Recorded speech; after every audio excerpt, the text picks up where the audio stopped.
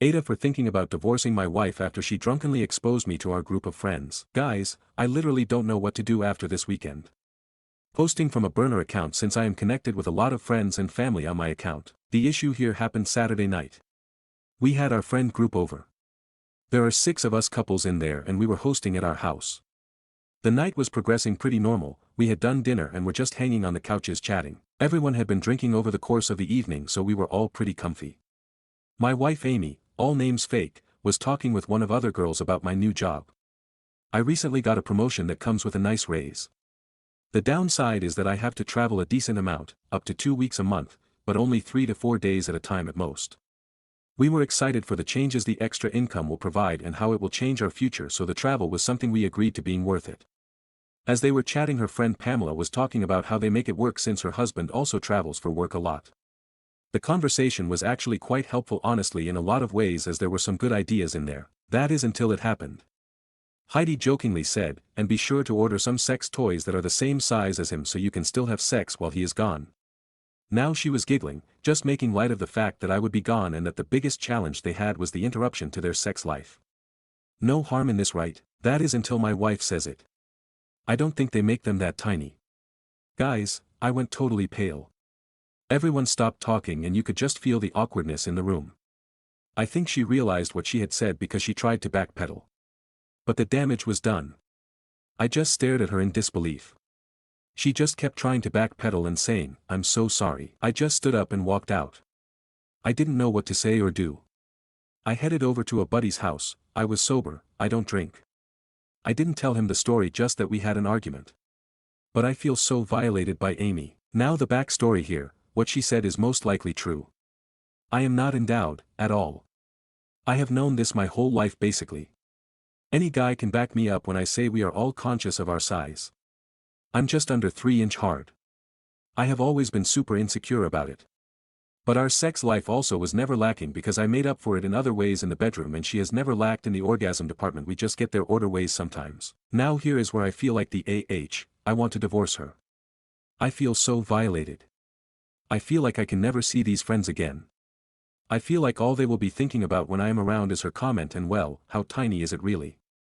But my feeling comes in because I also have known for a long time that it is small, so I steered into the skis, I guess you could say, and am more submissive in the bedroom and enjoy it when she pokes fun at it in the bedroom. But that was just us. But I just feel so violated with it being now public knowledge. But I also may have made my bed here by being okay with the dirty talk. I don't know. And for those wondering, yes, she has called and texted a ton yesterday apologizing for outing me, but I told her I needed space for a bit. Honestly, I don't even know if I'll read the replies. I just needed to vent this somewhere and I have no one to talk to about it. My buddy I'm staying with just thinks we had a fight. I feel so lost. I feel like an but just don't know if I can trust her again, or feel secure enough to see any of them again. Relevant comments. OOP replying to a deleted comment. Thanks for the input. I plan having talking with her about it today. I just feel like my trust was so violated that I don't know it can be repaired. That's my core issue more than anything. You phrased it well about the insecurity component. That I think will help me be able to constructively have a conversation, hopefully. Thank you. Commenter 2. Is it possible that she already told the female friend group, which is why it came out easily? Edit. It is about character and maturity, not the friend's opinions. Reply. Honestly, that's a thought that has been in my head that I think makes me the most anxious. Mini update. Thanks to everyone for the comments, good or bad. Just a quick update that she and I are going to talk tonight. I will be pushing couples counseling and talking about her drinking. This is not the first issue, just the first one like this. Thanks again everyone. Update. First of all, I just want to say thank you to everyone who commented or messaged. I honestly couldn't even begin to reply to all of them, but genuinely thank you to everyone. The general consensus that I walked away from all of the comments was AITA perhaps jumping my head straight to divorce, but NTA for being hurt and feeling betrayed, exposed, whatever word fits. That helped me see it from a different lens for sure. Long story short, we sat down to talk about everything. I am going to give the bullets because I don't think I could even begin to write out the whole conversation. I brought up how I felt exposed and humiliated by what happened. I explained that it was different than what we do in private. She agreed and understood where I was coming from. She apologized for saying it and admits that she wasn't really thinking about it because of the alcohol. She also told me that she really didn't know because while I may be smaller, I am good at ensuring she is happy. So she hasn't ever really used any or looked at any of those types of things. I do believe this because we have some things that haven't been used in years. We both agreed that unrelated in totality to this issue, she has been drinking too much in general. I stopped drinking a long time ago for health reasons, and she is going to stop for the time being as well. We are both going to start individual counseling and then couples in a few weeks. We have our own issues and things to work on as well as our couple things. There were lots of emotions, tears, and some anger at times through the talk, but I think it helped us. For now we move forward. I don't know exactly what I feel, but know that I also have to fix myself and my mind. Not really a conclusive thing, but it is where we are and feel like we are going to be okay. Thanks again. Stories number 2. My parents told me I was wrong for alerting the police to my brother rapist. Mad trigger warnings, incest, rape, parental alienation, probably others. I spent most of my adolescence being molested by my brother. It started off pretty innocuous, kids playing doctor and whatnot. But around age 10 I told him to stop.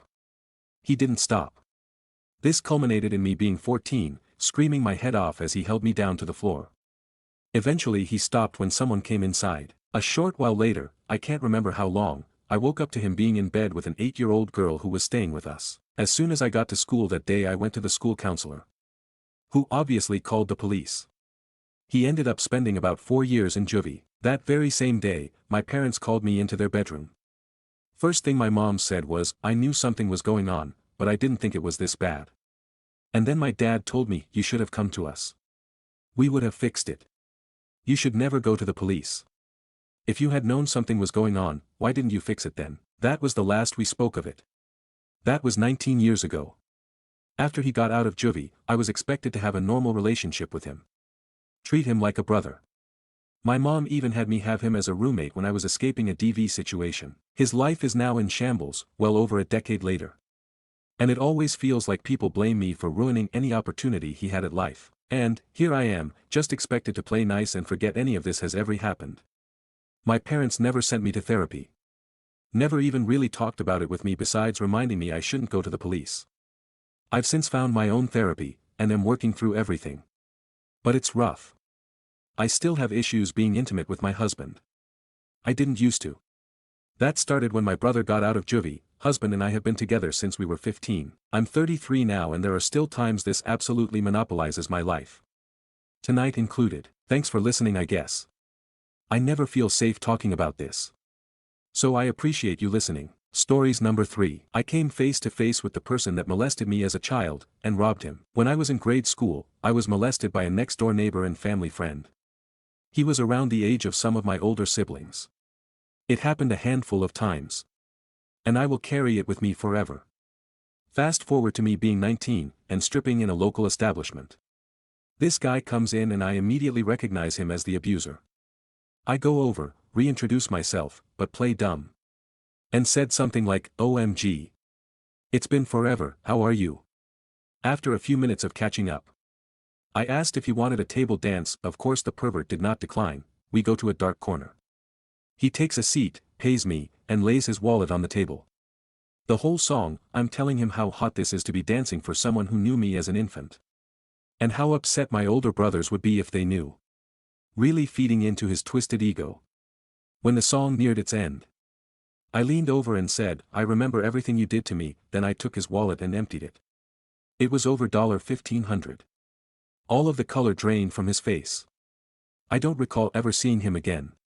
And all of these years later, I don't regret what I did. Stories number 4. Am I getting regularly raped or am I overreacting? In 19M and my GF, 18M, hey race where the story starts, we have been together for about 1 year. We have known each other since we were 12 and 13 years old. She was my first ever GF and I met her via online. I finally saved up to get an apartment near her and going to same college with her. So with that being said, we share a very deep connection and bond.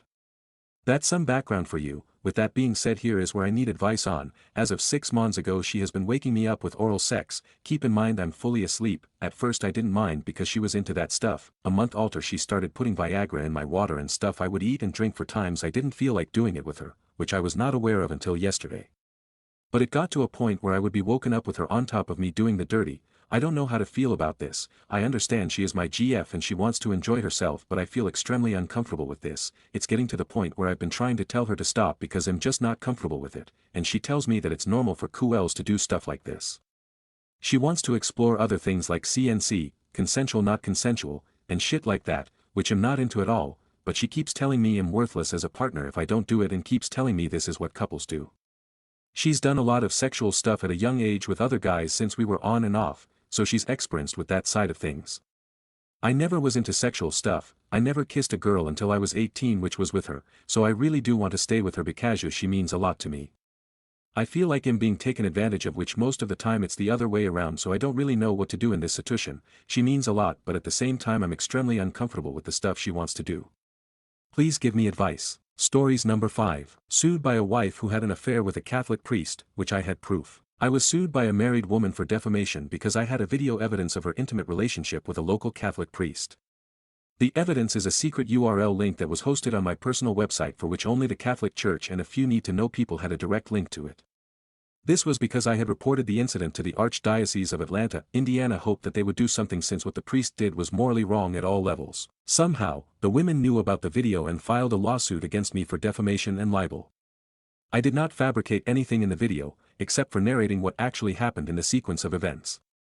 Being a whistleblower now cost me a lawsuit and probably more to come. I have not filled motions to the claim, I am here to ask for opinions. Does the woman have good ground and win the case? Stories number 6. I fucked up by believing a work prank on April 1st and embarrassing myself in front of everyone. Today at work, my boss sent out an all-staff email saying that the company was implementing a 4-day workweek experiment starting next month. We would all get Fridays off with full pay as long as productivity remained high. I nearly lost my mind with excitement. I even replied, "This is amazing. Best boss ever," before reading the rest of the email, where he mentioned how this was part of a global initiative called April Fools for Better Work-Life Balance. Realizing my mistake, I tried to unsend the email, but it was too late. People were already reacting with laughing emojis in the company group chat. To make it worse, my boss personally replied, "Glad to see you're passionate about work-life balance. Unfortunately, your excitement is also part of the experiment how easily employees fall for corporate jokes." But that's not even the worst part. Feeling like a fool, I went home and told my roommate about it, and he tried to comfort me by saying, "Hey, at least you weren't like my friend who fell for that fake celebrity death hoax today." That's when I made to faux number 2. I immediately pulled out my phone and went, "Wait, who died?" He just stared at me. Dude. That was the prank. So yeah, my entire day was one long chain of getting clowned on. Moral of the story, triple check everything on April 1st, or just trust no one. TLDR, believed a fake 4-day workweek announcement, embarrassed myself at work, then fell for another April Fool's prank. Stories number 7. Me, 24F, with my boyfriend, 27M, of 3 years. His parents are angry because I don't want to reveal the gender. Hello, my boyfriend and I already have one child together so we have all the big stuff in baby neutral. He wants to know the sex of the baby so I told him I would have the doctor write it on a note card. He said if he tells his parents he will make sure they don't mention it around me. His dad told him it's stupid that I want to be surprised and he has rude comments to say. I don't even want to talk to them anymore. They keep asking me why I want to do something dumb. I don't want to tell anyone anything now. DR boyfriend's dad keeps insulting me because I want to be surprised with my baby's gender. Relevant comments. Reply. Sorry for my grammar errors. Yes, that's correct. She already stole my thunder and told everyone I was pregnant.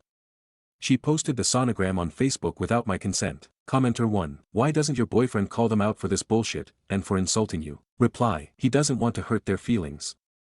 To him, they are always right. Commenter 2. Why the fuck would you have a kid with someone like that? You need to get serious about this with him right now before your kid arrives or you are setting yourself up for absolute misery. I highly recommend couples counseling. To him you should be always right. Your feelings should be number 1, not theirs. Reply. Our relationship is great. He helps with our kid we already have. We are planning on getting married in the next few years. He is excited. He isn't a bad person. He just doesn't like getting into arguments.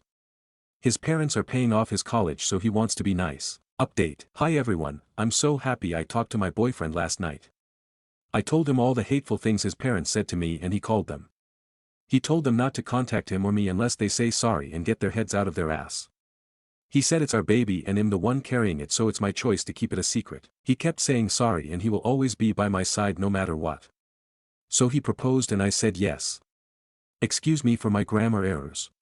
I'm going to take a class to improve it. DR boyfriend shut his parents up and proposed to me. Relevant comments. Commenter 1. Congratulations. For baby, engagement, and boundaries. Commenter 2, congratulations. I didn't found out the sex with either of my children and it always kind of blew my mind that people would be so upset about it. Random strangers would be saying things to me in an elevator like, but how will you decorate the nursery? It was ridiculous.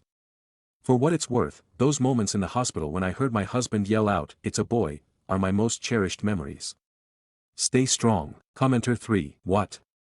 A post in our relationships where the so actually does the right thing and sticks up for their so against their parents. Tell your fiance that our relationship says thank you for having a backbone. Good luck with your future and family. Stories number 33. I caught my wife having an affair, need advice on what to do next. Yesterday, I went through my wife's phone and found messages between her and a guy, let's call him XY. The messages included kissing emojis, I love you, calling him the best boyfriend, and even planning to go somewhere, get drunk, and sleep together. I was shocked, hurt, and furious. We've been in a relationship for 12 years before marriage, and we've been married for 6 years. We both have stable jobs and good salaries, and we have a 4-year-old daughter. When I confronted my wife, she admitted it was a mistake but hesitated to say whether she had feelings for XY, she met him few times after office hours. I also confronted XY, who is also married. He apologized, said he was scared, and even claimed that if his wife found out, he would end his life. He also made it clear that he has no intention of leaving his wife for mine, even if I were to divorce her. To make matters worse, my wife had a work trip last month to another city, and she went alone, not caring much about our daughter. Before the trip, she even waxed her intimate area, which raises more suspicions. I love my wife deeply and don't want to leave her just yet. I want to make her realize the gravity of her actions, but at the same time, I feel the need to ensure that XY faces consequences for his role in this. XY and my wife work at different places but same city. I need advice on 2 things. How do I uncover the full truth of what happened? How should I handle this situation moving forward? What can I do legally to him? Any insights or suggestions are welcome. I'm at a loss right now. Stories number 8. Tried dating a woman with trauma, what a moron I am. I really felt for this woman. She was kind, fun to talk to, and quite emotionally intelligent. I thought she had a string of bad luck with awful exes. They were all narcissists and abusers according to her. Well, guess what? Now I am one too apparently.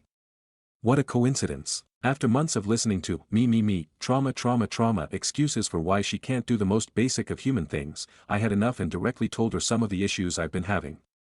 Suddenly, this usually sweet girl turns into a feral cat and starts saying things I can't believe were coming out of her mouth. She starts putting words into my mouth, and goes on a long rant about her life and struggles without addressing anything I say.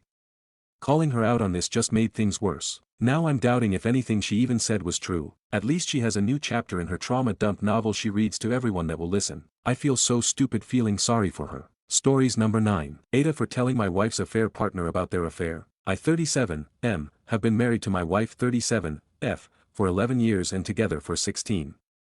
We have 3 kids together 14, M, 9, M, and 3, F. We own our house together. Our relationship has been a roller coaster to say the least. I've been a terrible partner and companion to her for the majority of our relationship. I haven't cheated on her in more than 5 years, but the times I have in the past it's clear now she never healed from the hurt. For the past 6 months she reconnected with an old guy friend after his brother passed away. Since our relationship has just been on coast with no connection, she was vulnerable and opened up to this guy. She fell in love with him and they began having a relationship. In the meantime, I was oblivious to all of this. Even though there were signs, I didn't pick up on them. Fast forward to 2 weeks ago, her contempt towards me has brewed to the point I flat out asked her, "What's going on?" She said she's not happy, hasn't been for months, and she wants a divorce. I asked her if there's someone else. She lied initially but eventually broke down and admitted she's in love with this guy and they had an affair last week. Up until that point I'm the only guy she has ever slept with, so know how serious this actually is. I was hurt and broken. I know the guy from her family and know that he lives far away and has a wife of his own and children. In my hurt I felt that his girlfriend had the right to know about this affair. I found a way to contact her and told her about it. She broke up with the affair partner and kicked him out. This in turn has snowballed into him not speaking to my wife. My wife, who is in love with this guy, is now not speaking to me about it. The truth has come out that the affair guy has just led my wife on and preyed on her vulnerability. He doesn't love her or want to be with her. She's heartbroken over it, and blames me for telling her affair partner's wife. She won't speak to me now. Aita for telling the affair partner's wife. Stories number 10. Aita for refusing to consider being an organ donor for my abusive father even after my siblings begged me to save him. My father was abusive to me, 20 sm, but was never abusive to my siblings, all 8+ years younger than me. We're full siblings. He is my father as much as theirs. But he always treated me like shit and our mother allowed it, so I don't have anything too nice to say about her either.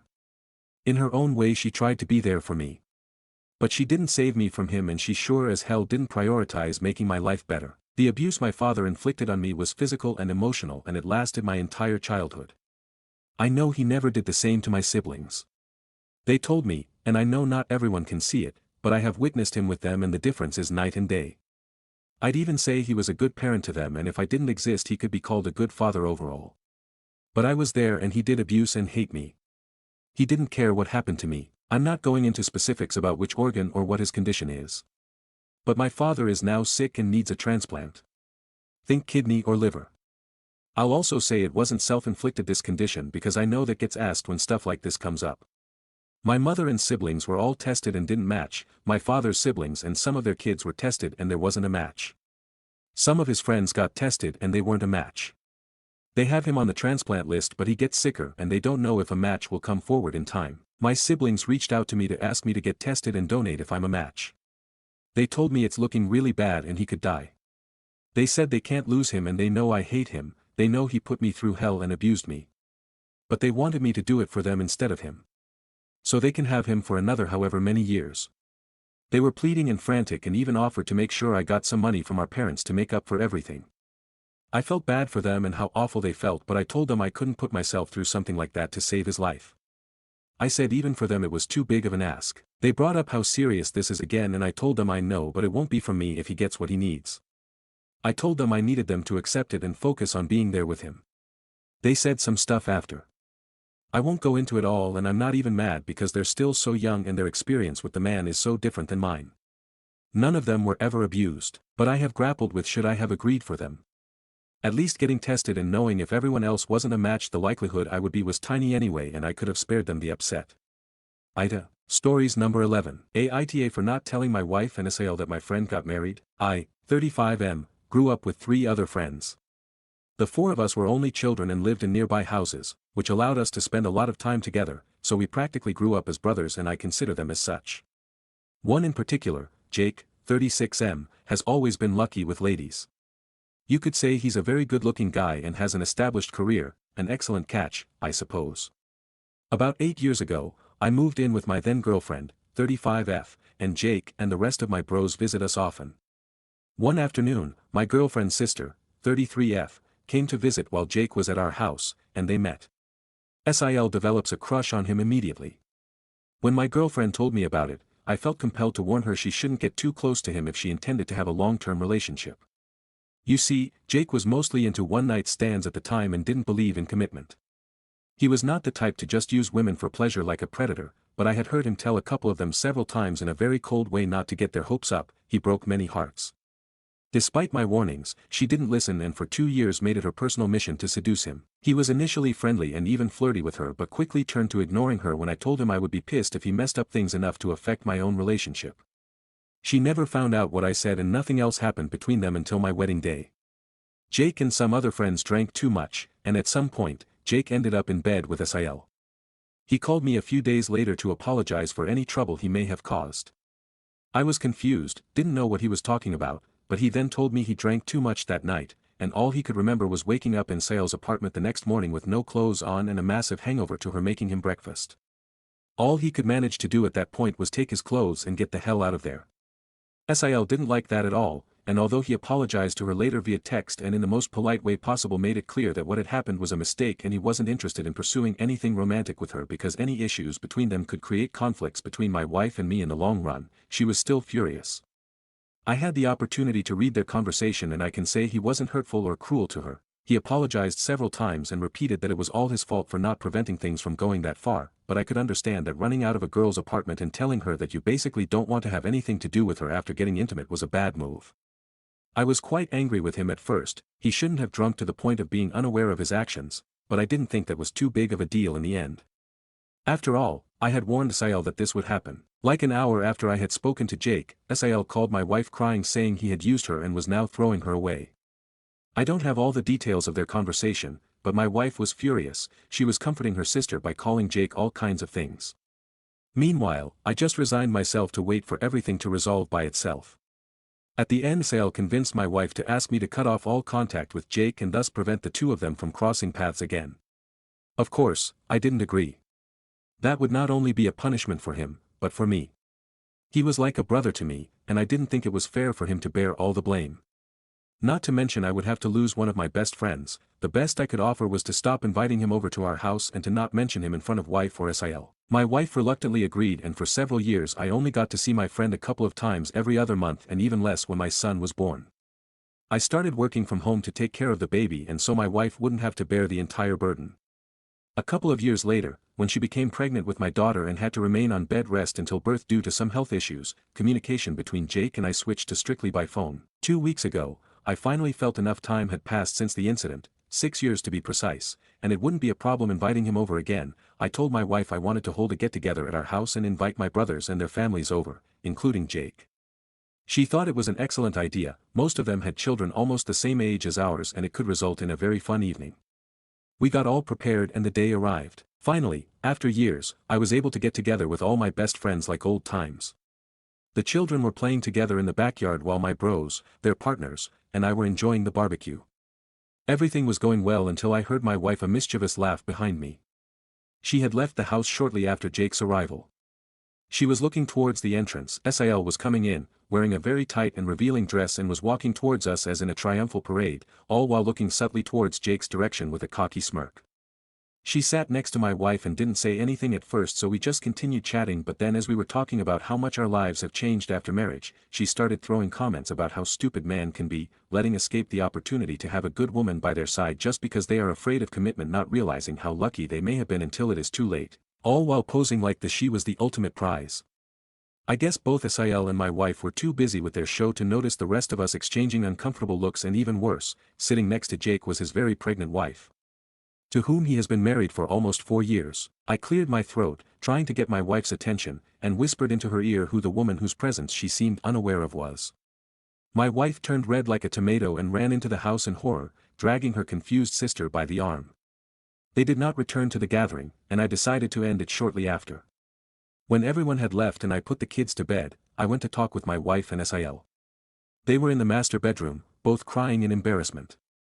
They had planned a show to annoy Jake, believing he was still the same womanizer jerk.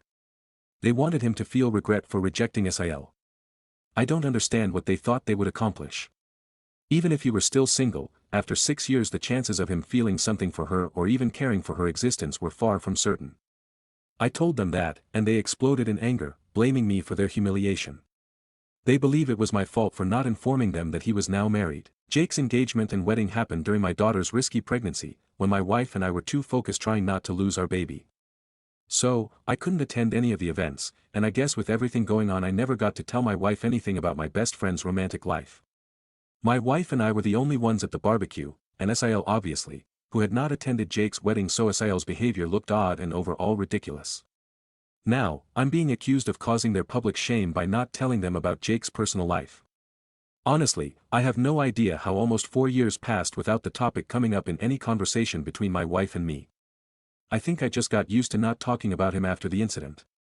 Even stranger is the fact that none of my other friends or their wives, who are close to mine, ever mentioned it either. I think we just kept it a secret unintentionally. Anyway, it's been 2 weeks, and my wife is still angry. So Aita, postscript, Jake and his wife welcomed a pair of twins yesterday. May they be blessed. Edit, those are our current ages, we are all in our mid-30s. Edit 2, I can understand why she, wife, didn't notice her when they entered the house. Jake and his wife were the last to arrive and the barbecue had been going for a while. My wife was in the kitchen when I rushed over to greet them, and as soon as she heard Jake's voice, she said she'd forgotten something and left. By this time they were out in the backyard greeting everyone else. Our back door is in the living room, so my wife didn't run into them when she left, but that doesn't explain how she didn't notice Jake's wife when she came back. The woman was sitting right next to him. It was truly a WTF moment. Edit 3, I am not the original owner of this profile. A colleague suggested that I post what happened after I talked about it at work. I didn't own an account or use Reddit before, so she gave me access to hers and helped me write this post. Stories number 12. My GF is at yoga and I just found proof of her cheating on me with my best friend. What do I do? I found texts of them saying taking about how badly they want each other which she forgot to delete. They were quickly deleted 3 seconds after I saw them. We've been together for 5 years and he's been one of our friend for the last 2. Top comments. Commenter 1. Before confronting her, get your ducks in a row. If you have been together for 5 years you might have a lot of things in your life tied together, so make sure you untie those. Make sure you aren't on any accounts together, she doesn't have anything important of yours, etc.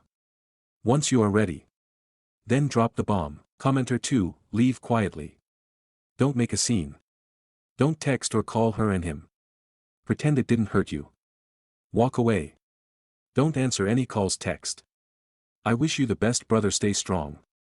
Stack up money bag. It's okay to be by yourself for a while. Commenter 3, you know what it is. No need to confront, if you want to be done with it all, leave. Confronting leads to some type of explanation even if it isn't true and you will probably be the blame.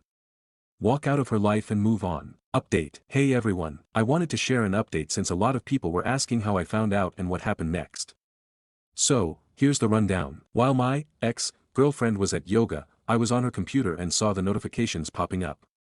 Out of curiosity and suspicion, I went through the messages and saw the conversations between her and my, now former, best friend. They were basically talking about how badly they wanted each other.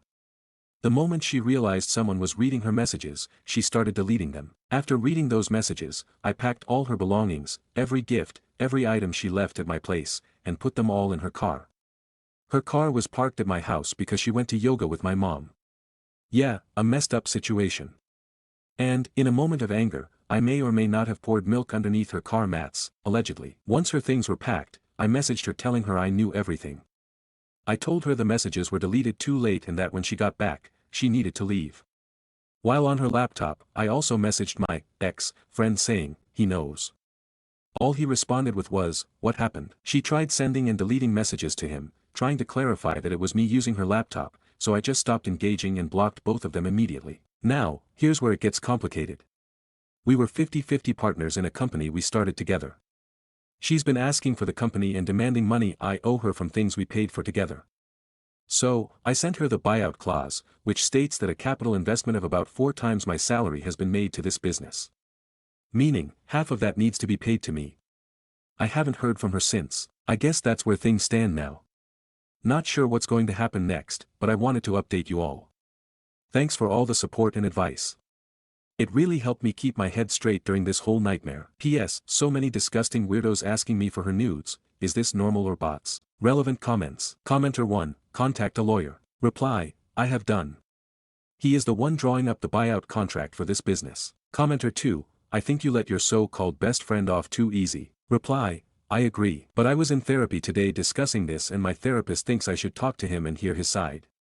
Can't think of anything but punching right now though. YOOP put the milk under the rugs. Reply, an old trick I learned from a friend. He said if I ever needed to get back at someone, I should inject milk into their couch and it'll smell like a corpse in a few days. Couldn't find a syringe so I just poured, allegedly. Commenter 3, hope you are in a warmish climate. Reply, South Africa. Stories number 13. Wife kicked my cousins and their friends out after they pranked her Aita for not stopping her. Yesterday my cousins showed up on my home with their friends unannounced. My 3 cousins and their 7 friends said that we all should spend first together. We all cooked together, got drunk and had more fun than ever before. I should have expected that they would April's Fool prank my wife, but I was being a dumbass. While I was drinking with other men my wife suddenly showed up in front of me and grabbed me and asked me if I'm cheating on her. I was shocked and I told her that I never cheated and I would never cheat on her. My wife asked me for my phone and she locked herself in our bedroom and spent almost half an hour going through my phone, and when she came out she said she'll smack me if she ever finds out that I'm cheating on her and she'll show no mercy. Turns out the women pranked her and told her that I'm cheating on her as a prank. My wife is religious and getting married to her is in itself an achievement for me. All of my cousins and their friends explained to her that it was just a prank and I'm not cheating on her, but my wife was angry at them and told them to get out of our house and she doesn't want to listen to their explanation anymore. After they all left my wife told me that if I ever cheat on her she'll make sure I'll regret it. She said she didn't get married to me only to find me in bed with another woman. I told her that I'll never cheat on her and they were pranking you. She said she doesn't like it and doesn't want them anywhere near us. I told her that I know and they won't prank you like this ever again, and she already has access to my phone and knows my password, so she should calm down and not let the alcohol take control of her. But my cousins are telling me now that I shouldn't have let my wife kick them out and I should have instead explained to her that it was just a prank. I told them that it was a shitty-ass prank, and what exactly were they expecting? I told them that they are no longer allowed in my house, at least for some time. They are saying that we both are crazy and I am my wife's slave. Not really sure what they were expecting. They expect my wife to laugh. Who pranks like this even? I think there are harmless prank and this one is stupid. Aita. Stories number 14. Forced to show up to jury duty with shingles. My jury duty started on Monday. I was diagnosed with shingles on Thursday. I called first thing Friday morning, left a message with my date and diagnosis. Felt so crappy, laid down. 5 hours later I wake up, no phone calls missed. At 3 a.m., I call the juror number to see if I have to appear. The recording provided me with the date, time, and location for reporting. It also said, "Your medical request has been denied. I am contagious." It's Friday of course, so I can do nothing. I have to report at 8:30 a.m. I purposefully was 10 minutes late, so I didn't stand in line with anyone. I went to the plastic windows and was told, at this point, you must be excused by a judge. They couldn't help me. After 100 of the jurors are walked up a flight of stairs to the courtrooms, we are single file. And I am the last person in the line. They motion for us to keep walking until we reach the trash can by the last courtroom. We stand there for 10 minutes, and I stood away from all of them. I did not want to get anyone else sick. Apparently, there was a courtroom issue and all of the jurors had to be moved back to the elevator location. Now, there is nowhere to stand alone. There are 100 of us standing in a vestibule for 2 elevators. 25 minutes later they take us to the room. I am called immediately. When asked for medical reasons, I stated, I have shingles. The courtroom gasped. The judge asked the attorneys for both the defendant and prosecution, is shingles contagious? Come on guys.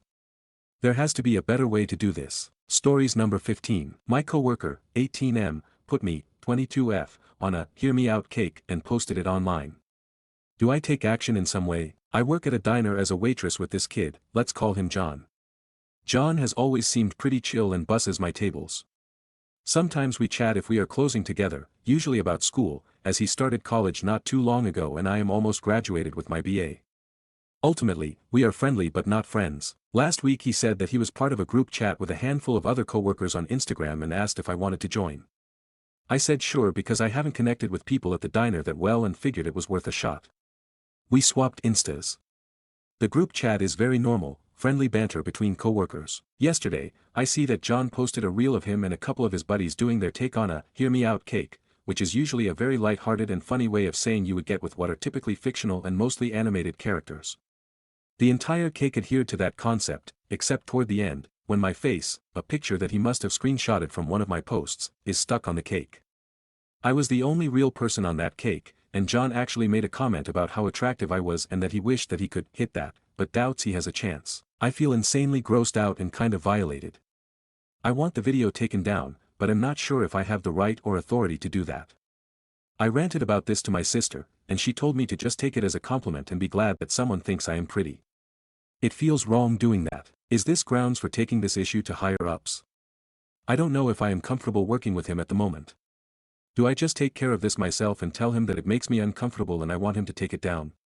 It is a public video. I am just uncertain how to move forward. Sum of comments. Commenter, this would make me uncomfortable too. I feel like he posted this knowing you'd see it and hoping you'd respond positively to it. Either way it's awkward and I'm sorry you're in this position, I'm cringing for you. I think the fastest way to get it taken down would be to talk to him about not being comfortable with your photo on a public video. If he apologizes and takes it down, I'd say you may not need to escalate. If you have a decent relationship with your manager, it may not hurt to ask to shift your schedule around to avoid him too. Good luck OP. Reply, I was wondering if it was a tactic of some kind. Like making a move without making one. Ick, he is too young for me anyway. I think I will see if I can get my manager to help with my schedule, but because of my classes, I don't think I could change much unless I want to work fewer hours. Thanks for the support, though. I think I will try to word a message to John now, asking him to take it down. Commenter, a shameless, direct approach out in the open with minimal reaction, that serves to call him out and makes him feel like a weirdo. Objectively, it is a very weird thing to do. It was a joke. That's a pretty creepy and weird joke, don't you think? Best case scenario, he takes it down and realizes he's blown any chance he thought he had with you because you think so little of him that he can't even get a reaction out of you. Worst case, he doesn't take it down, and I say report him at work. Reply, so I should cut the niceties. Commenter, I think being direct and confident is the way to go, speaking as if it is so obvious that it was a weird thing, and that anyone would think so. This boy is interested in you, so in general any niceties you give him may be interpreted as encouragement. Just my opinion. Reply, thank you for your perspective. I have been told I am too nice and can be a butt of a pushover, so your comment kind of struck a chord. Commenter, hearing your sister's reaction, I'm not surprised you are a people pleaser. It must have been tough growing up in a place where people don't support you standing up for yourself. I can relate. Reply, I am just naturally quiet and introverted, which doesn't help. My immediate family isn't particularly supportive in nature, but I do have support in my life that I am grateful for. I just don't get to see them as often as I would like. If you haven't found your support system yet, I feel for you. I hope things go your way, love, thanks for the kind words. Commenter, others have given some good advice. I just want to add that your sister's comment is disgusting as well. Not only is it dismissing his gross behavior, she's also outright insulting you. Reply, honestly, I think she has some issues with male attention and male validation. She is willing to take a lot of bullshit from men just because she likes the attention, so that comment she made kind of opened my eyes once the initial sting stopped. Top comment. Commenter 1, go up to him at work and say, hey, can you delete that video you made about me? The one where you printed a picture of my face and put it on a cake, it's really fucking weird. Update post. Update, hi. If this is how you do an update, but this is how I am doing it. So, I screen recorded the video and sent it to my manager. We are on good terms and I was hoping that she would understand and we could rework the schedule so that I don't have him bussing my tables and we won't have to interact. She said this is very odd and maybe a violation of conduct. She told me not to stress about the details and that she would take care of it. I am very grateful with how seriously she took it. She had moved me around so that I will not have to see him as much and I only have a handful of time since then. He has avoided eye contact with me entirely. Once my manager was aware of the video, I'd met John on Insta saying, the video you made in which you put my face in a hear me out cake for social media is gross and unprofessional. We are coworkers. I did not greenlight being posted online and sexualized like that. I have talked with manager about the situation and my discomfort and would like you to take the video down. You used my image without my consent. He responded and apologized, saying that he and his friends were drunk and that he made that video on a whim. He told me he thought I was cool and wouldn't have a problem with it. He said he would take it down but never once actually said sorry, just gave those excuses. It was deleted. He has been having to take an online course about sexual harassment and workplace misconduct or something like that. Something probably meaningless, but at least it is slightly a pain in the ass. The only thing now is that he has busboy buddies that side eye and kind of glower at me because of the action I took. On the bright side, they probably won't fuck with me like that. Anyway, thanks to anyone reading. I am not sure if anyone will see this, but the comments on the last post were mostly helpful and I am grateful for the perspective that you guys provided, so thanks. Sum of comments. Commenter, ugh, sorry that happened. The way people normalize posting strangers, and acquaintances, etc., online is so weird. And even worse in this way. I'm glad your manager took it seriously and I'm sorry that happened. Reply, I know. I have always tried to be really private and protective of myself online, so this was especially unwelcome. Thanks for the kind words. Commenter, saying that you want to hook up with an attractive woman you know in real life is an absurdly incorrect understanding of what the thing actually is. It's meant to be more like, I think the B from B movie is hot, what the fuck dude, hear me out. Reply, I initially thought he was saying I was ugly LMAO. Stories number 16. I love my husband. I love my husband. He is amazing. He goes on a job interview, comes home with a gift of a beer I haven't been able to find since we moved. This is what spurred the post. After we start to drink, he just sings my praises and tells me I'm the most beautiful woman in the world. I get breakfast in bed every weekend, because I do so much throughout the week. He always reminds me of how smart and special I am. He made a special kiss routine before bed, before he leaves for work, and before he leaves the house. We speak in a special language we made up. He's talented, he's smart, he's hilarious, without trying, and he's so unbelievably kind. He would give the shirt off his back to anyone he knows. His generosity makes my choke up. I wanted to share it with the world. Stories number 16. Aita for asking a friend if she understands wedding courtesy, or else she can't bring her 4-year-old son, who is on the spectrum. I feel like there are two types of parents in this world. The first type of parent goes, I won't be raising a little shit. The second type of parent goes, the world should revolve around my perfect angel. I myself have the tism and so do most of the people I socialize with, and this goes double for us. And I have noticed a huge difference in outcomes for kids who were raised by parent type 1 versus parent type 2. The vast majority of my friends with kids are type 1 parents. That's why I have absolutely no problem with having kids at my wedding. Because I know they will prevent their kids from being disruptive during the serious parts, and not just let them loose as hellions during the fun parts. I have one friend who is a type 2 parent, and I really feel for her son because he is going to face a lot of social rejection when he gets older. He is probably one of the most spoiled, inconsiderate children I have ever met, but it's really not his fault. My friend, his mother is adamant that he should never have to be considerate of others, and all adults and children should just accommodate all his whims and be understanding. So I don't hold it against him even though he's awful to be around, because it's truly not his fault. Nobody has ever taught him how to act in any form of interpersonal interaction. That being said, I really don't want him at my wedding, but I cringe at the idea of singling my friend out as the only person whose child can't come. And she certainly will want him to come, she doesn't go anywhere without him. The problem is I could see her handing him an iPad and having him play games on it at full volume during the entire ceremony and find it outrageous if anyone has an issue with it, because her son needs it and can't tolerate headphones. There are a number of things like that which I could see her doing or allowing. I wanted to broach the subject with her but not be insulting towards her son. The way I approached it was trying to get at whether or not she understands wedding etiquette. Such as not playing loud videos during the ceremony.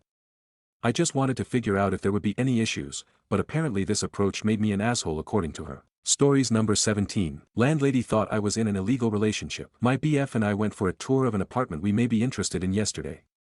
I'm introduced as his GF upon meeting her. Things are a bit tense but that's normal, right? We walk a bit to the laundry room and she casually brings up how old I am and I say 24 and her face shifts from shocked to relief because she then exclaims that she thought I was 15. She asks if my parents are okay with it and I just said yes. After that, things were more relaxed and it was a nice tour. But come on, my BF looks very much so his age, maybe older. I get called 16 weekly, I have a very public-facing job, many chatty Cathys, and people think my ID is fake and rarely examine it when I buy booze. Stories number 18. My freshly ex-BF, 27M, keeps blowing up my 24F phone after his hurtful April Fool's prank in our breakup. How can I cut him off without cutting off my entire friend group? I made an AIO post because I have been really emotional about this situation. Here is the context of why he keeps messaging me. So I, 24F, and my BF, 27M, have been together just over a year now. He has never been the pranking type and we have explicitly discussed that I do not enjoy pranks or surprises. Occasionally, he will do a little jump out from around a corner to spook me, and I usually playfully slap his arm and he laughs and that is that. This completely came out of left field. Yesterday, he told me he had something serious to discuss with me. So we sat down. He genuinely looked like he was on the verge of tears. This man rarely cries, so already I was holding and kissing his hand, telling him it was okay. He shakily let out that he cheated on me with his best friend's girlfriend and that she is pregnant. My heart stopped. Like I think I genuinely had a panic attack, tearing up and trying not to puke. He just sat there watching me, looking all emotional and apologizing over and over. I had been cheated on before, which he was very aware of because we have had extensive conversations about some of my trust issues that we had been working through together. This played on all my worst fears. Once I could speak, I told him to leave and he did. Once I calmed down a bit, I called his best friend and asked if he knew about the affair and the baby. I figured he did, I just wanted to make sure that he wasn't still in the dark because he deserved to know. He replied with, "Oh fuck, he didn't actually do this to you, did he?" I told him not to, that this was a bad idea. I thought he was talking about the fact that my BF knocked up his girlfriend and said, "You knew in advance that they were having sex and told him not to do that because it would hurt me?" He broke the news that the whole thing was a prank. There was no affair and there was no baby. I felt numb at this point. I just laid there and contemplated our relationship. I couldn't believe that he would think to hurt me as an attempt at a joke. I still can't. I didn't contact him at all, and he didn't contact me.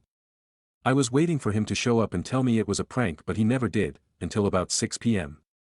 He called me and told me to visit my backyard. He had set up a table and made it pretty, which really isn't his forte, had takeout Italian food waiting for me, and a sign that said April Fools in the back. For a second I was relieved that he did something so sweet and found myself clinging to it. But I still felt hurt. He grinned and walked up to me, kissing me and saying he couldn't believe I fell for it and that he thought I would know it was a prank. I cut to the chase and broke up with him. The whole day was just emotional whiplash and I felt toyed with. I said that I didn't know if I could be in a relationship with someone who could lie to my face like that and think it was funny. He said it was funny and that he was sorry if I didn't get it. I have just been so overwhelmed and emotional over this and I just want to know if I am overreacting or not. He has never done something like this before but I do not know if I can recover. AIO. So now, he has left a total of 37 voicemails and probably hundreds of messages, and the number is only increasing. I need him to stop. He won't listen to me when I say I need space from him. I really don't want to block him or make this messier than it needs to be because we share a friend group. I don't want to be the reason people pick sides and things fall apart. Any advice? Stories number 19. I, 25F, found out my dad, 50M, is behaving inappropriately at his job. Hi, I searched for Family Advice Forum and found here. Making the title for this gave me trouble, it doesn't really give the whole explanation of what I found. Also English is not my first language and I might make mistakes so I'm sorry. Thank you for reading. My family, dad, mom, older brother and sister, me, moved to US when I was 17 after bad conditions in our home country. We all had to learn English and get jobs. I learned programming for a skill and now work in IT. I do database maintenance and some other things, for a company. My parents are not very good with computers so I help when they have any problems. My dad, 50, is small business owner now with another man. It's a shoe shop in our city. He uses his laptop for work stuff and yesterday it got viruses. I looked to fix it and I saved his data and removed virus, but I found his virus was from porn site material. He had many porn downloaded and saved, hundreds of files. This is a problem because also with the porn he has many photographs of shoes and feet. These are taken inside his shop, I have been in it and recognized the place, and they are shoes he sells there. They include women's feet who are trying shoes in the shop. I know this isn't porn but the actual porn is also mostly feet and shoes, but sexual. Like the women are naked. Since I saw this I think now that maybe he has an inappropriate behavior or intention at work because he relates shoes to sex. I mean that the customers don't know he thinks this way of it or that he photographs their feet.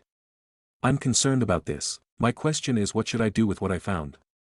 I thought of 3 options and if you can give advice, it would help a lot. 1. I tell him what I found and ask about it. 2. I tell my mom and ask her to talk to him. 3. I tell his business partner. Maybe there is more options I don't know yet so if you guys have any other ideas, please let me know. Maybe I'm making mountains out of molehills, and if this is true also tell me that. Also my family needs his income from his business, he would have to find another job if he quit. But I don't know if he would quit just because I found it. I don't know, I'm confused. TLDR my dad is small business, shoe shop, owner and I found lots of feet kind of porn on his computer. I also found pictures he takes of his customers' feet when they try shoes on. Edit to include, there were also videos he took inside the store that zoom in on customers' feet from the back area of the store. Relevant comments. Commenter 1. Wait, the women in the photos are naked? There's no reason to take your clothes off in a shoe store. He's clearly photographing them with their consent. Reply. No, sorry for confusion. He has photos of women in his store who aren't naked and internet porn photos of women who are. Both types of photos focus most on feet. Commenter 2. I vote for option 2. Your mother should know, has the right to know, and has the most to lose from all of this.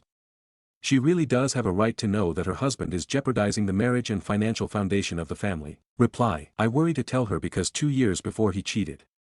I don't know details except my mother found him writing sexual email to women on Craigslist posts and asking for photos. They resolved the problem but it hurt her. This time I don't think he cheated again but like other people say, the behavior is still wrong. But yes it's probably a secret he hides and she doesn't trust him a lot now. Commenter 3. Yes, please tell your mother, especially since your father has been unfaithful before. It may hurt her, but she deserves to know. Reply. I told her tonight, and we're making an intervention plan of sorts for his behavior. It's late now so I will write another post tomorrow for my update with more detail. Commenter 4. I want to know whether your dad had this fetish, sexual attraction to shoes feet, before he got into the shoe business. If it was before, that adds an extra level of predatory behavior. He may have picked his job to entertain a sexual fetish. This is a very very bad sign. Is his business partner from the same culture as your family is? I ask because I think talking to him may be the right answer, besides do nothing, but there may be nuance in your culture that makes this highly inappropriate.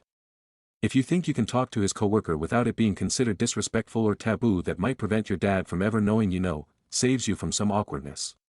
I would frame it to the business partner as a threat to your business if he gets caught, that would probably get his attention. Reply. After talking to my mother tonight, will update tomorrow, he had the foot fetish or interest before he started his job. No, he is American. I will write another post tomorrow with what we talked about and decided tonight. OOP tells more about the store and the pictures. His store has a website, I actually helped him design it, so I know he does have pictures of all items sold.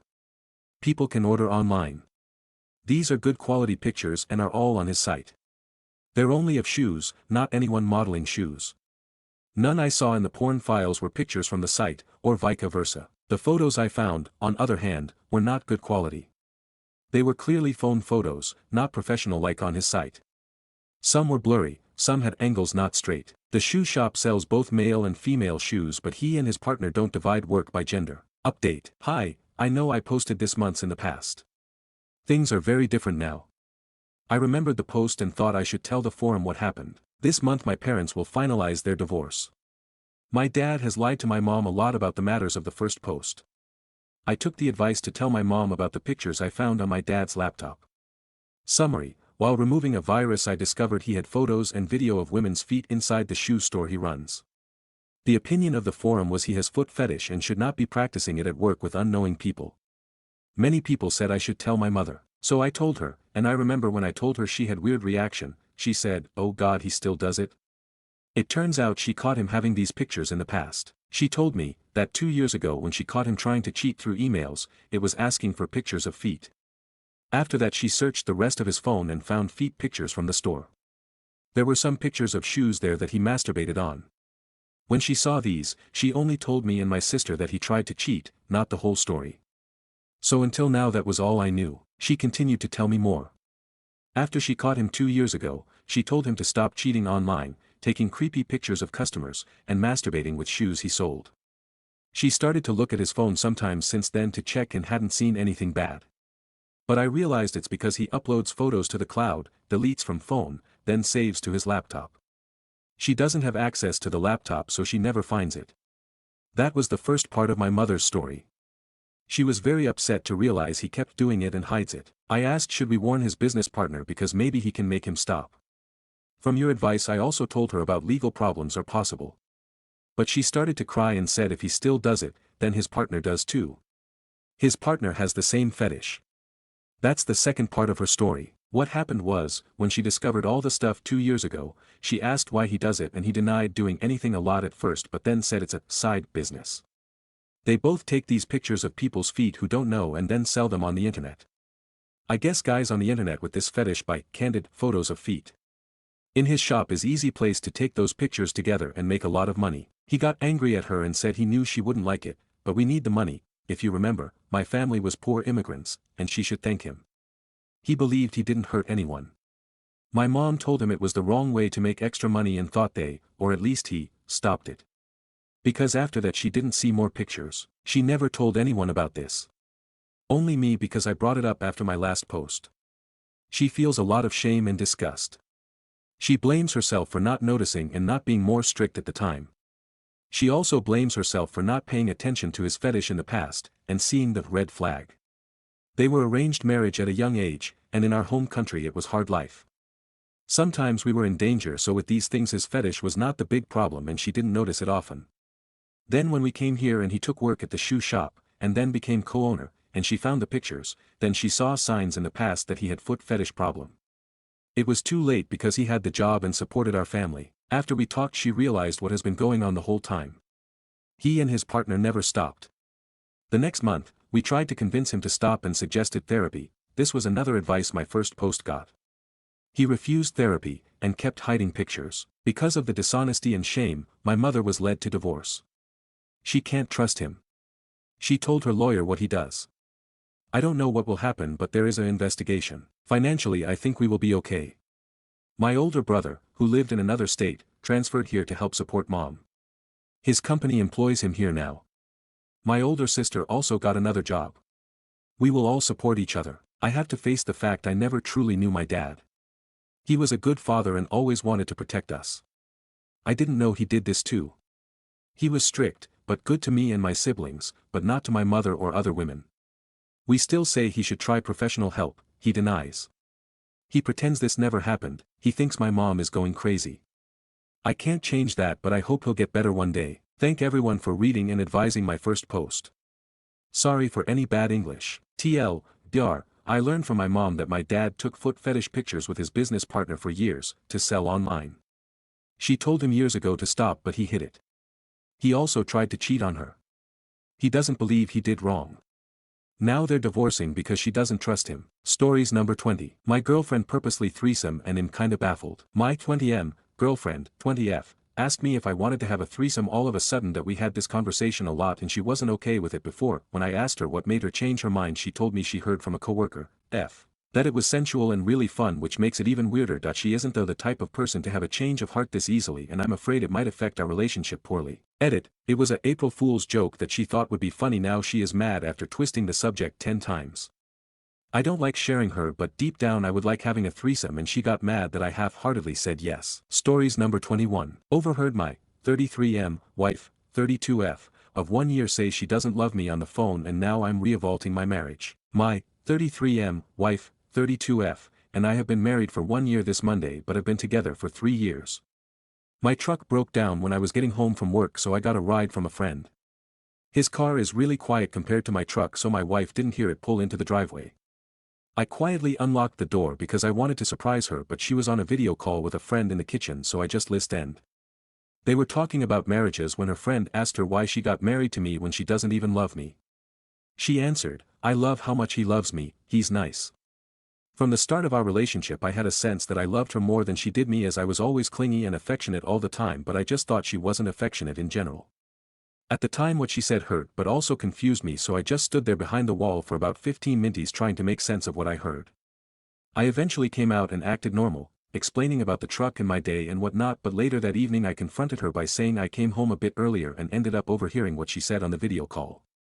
She barely reacted, then explained that it's true that she really does care about me in spite of not loving me romantically and wants to continue our marriage. At this point things were emotional on both sides and it was getting late. She suggested we go to bed and continue this tomorrow after we both get off work, but I rejected this and to sleeping in the same bed, which made her upset. After some failed convincing attempts to get me to agree, she went to bed alone and I slept on the couch. I get up early to get to work, so this is where I'm at right now. So many thoughts are going through my head. I obviously can't continue to be with someone who doesn't love me romantically, but does that mean the past 3 years were not real? What if she's just confused and she does love me? Is she just with me for stability? How do I approach this situation? I still love her, but I can't continue knowing it isn't mutual. That I've decided not to go to work today to sort this out, but it seems like she is planning to based on last night. TLDR, overheard my wife saying she doesn't love me on the phone. We talked about it, but it didn't end well. I'm re-evaluating our entire marriage. Stories number 22. Aita for telling my brother-in-law to stop picking on my kids or he's not coming on vacation. I have 3 kids, Rob, 16M, Lisa, 14F, and 9F. Lisa is autistic, and her special interest is Taylor Swift. Rob and then go along with it and indulge her. They're good kids who care and support each other, and Rob and yes and get attention and support for their interests too. My brother-in-law Hector's entire personality is trying to rile people. You know the whole, it's just a joke bro. Super childish, but whatever, he's family. Except my husband is out of the country, so I guess he thinks he gets to do whatever he wants. A few weeks ago he started needling at Lisa by making fun of Taylor Swift using lots of childish name-calling words, intentionally using the wrong word for fans and stuff. Just really immature kid stuff. Lisa knows that not everyone likes TS and some people even hate her. One of her best friends hates her. She's not unable to hear different opinions. She has her own I'm sure she'd love to share with you all if you had 4 hours to spare. He would say, well Swiffers did XYZ, she would say, Uncle Hector it's Swifties, and he would say it again to needle at her. Rob was in the room, I was not. Rob said to him, why do you keep using the wrong word? She told you the right word. Hector said he can say whatever he wants and to cry about it. Rob said, it just seems like you're going out of your way to upset Lisa. Rob asked her to finish what she was talking about and to ignore Hector. This is when I came into the room, and Hector waved at the kids and said, "Roberta's getting real mad that someone's joking about mother." I wasn't in the room so I didn't hear the comment about me and Rob said I wouldn't get it. Before I could say anything Rob said, "Bro, did you really just call me a girl's name? Are you 12? I put my hands up and said, "Okay, enough, Hector, stop." He said I'm raising soft kids who can't take a joke. I said he's being so effing rude and that he wouldn't be acting like this if my husband was home. I said that if he wants to still go with us to Colorado in the summer like we were planning, he has to stop now or he's not coming. This set him off and he said I had no right to do that, yes I do, and that I'm being a controlling yak over Taylor Swift. I said no, fuck Taylor Swift, this is about you being mean to your niece because her dad isn't home. He said fuck you and good luck next time we have a problem, we're on our own. He took his Costco chicken and left and I swear he must have immediately gone running to my MIL because she called me to ask for what really happened inside a lot. I asked her if I was overreacting and she said she just hopes we can work it out because that trip was all he had to look forward to since he was laid off from work. I hate causing drama in the family so am I the asshole and I'm out of line. Thanks for all the feedback, I have a path forward. It also needs to be said that some of you are just inventing an entirely new story involving Hector losing his job because his has a bad personality. This is entirely fictional, this didn't happen. His job laid off almost everyone because they are struggling with money and likely won't recover. Stories number 23. Guy I'd checked in a few times had secretly planned out every detail of our lives together. Every detail. I had to call and speak to my manager in code to get them to come in and help me. Epic. And yes, it was fucking terrifying. I'd checked in Terry a few times before. He was nice enough, so we chatted a little whenever I checked him in. Normal stuff like his job or the weather. After a few minutes, he'd say goodnight and go to his room. Not this time. It started off innocently enough. Just like usual. Work and weather. Small talk. And then he says I'm a beautiful young woman. Oh. Thanks. And he says I have a great personality. That I'm not like other girls. That I'm mature for my age. He goes back to talking about his job. Thank God. But he interrupts himself and tells me that I have a very sexy body. He says he'd love to take me and keep me. He'd love to have someone with such a fine figure and pretty face. He tells me he needs to confess that he fell for me the very first time he met me. He starts talking about his farm in Kentucky. 183 acres. Lots of room. No neighbors.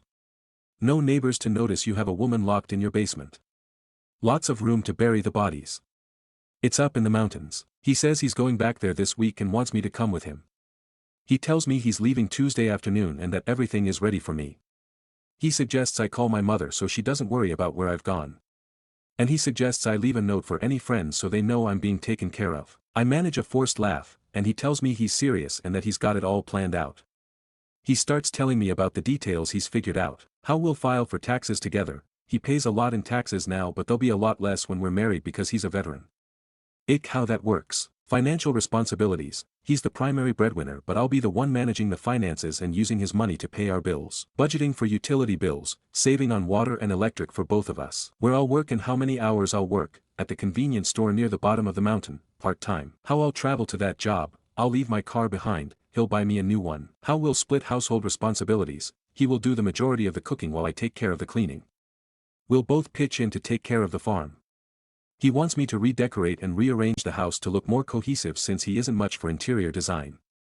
We'll both do the grocery shopping together. Which bedroom is mine? He showed me a picture of the one he picked out for me.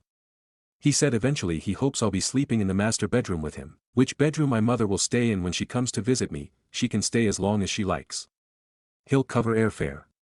He showed me a picture of the room he picked out for her. How we'll handle the relationship when he's traveling for work, Zoom calls, phone calls, and sometimes I can accompany him. What we'll do in our spare time together. He gave me the name of the bowling alley he likes to go to. He said he has trails on the property and we can go four-wheeler riding and horseback riding together. Date night ideas. He'll cook on the grill and we'll watch a movie inside. We'll go birdwatching together, stargazing outside at night, and even sexual fantasies.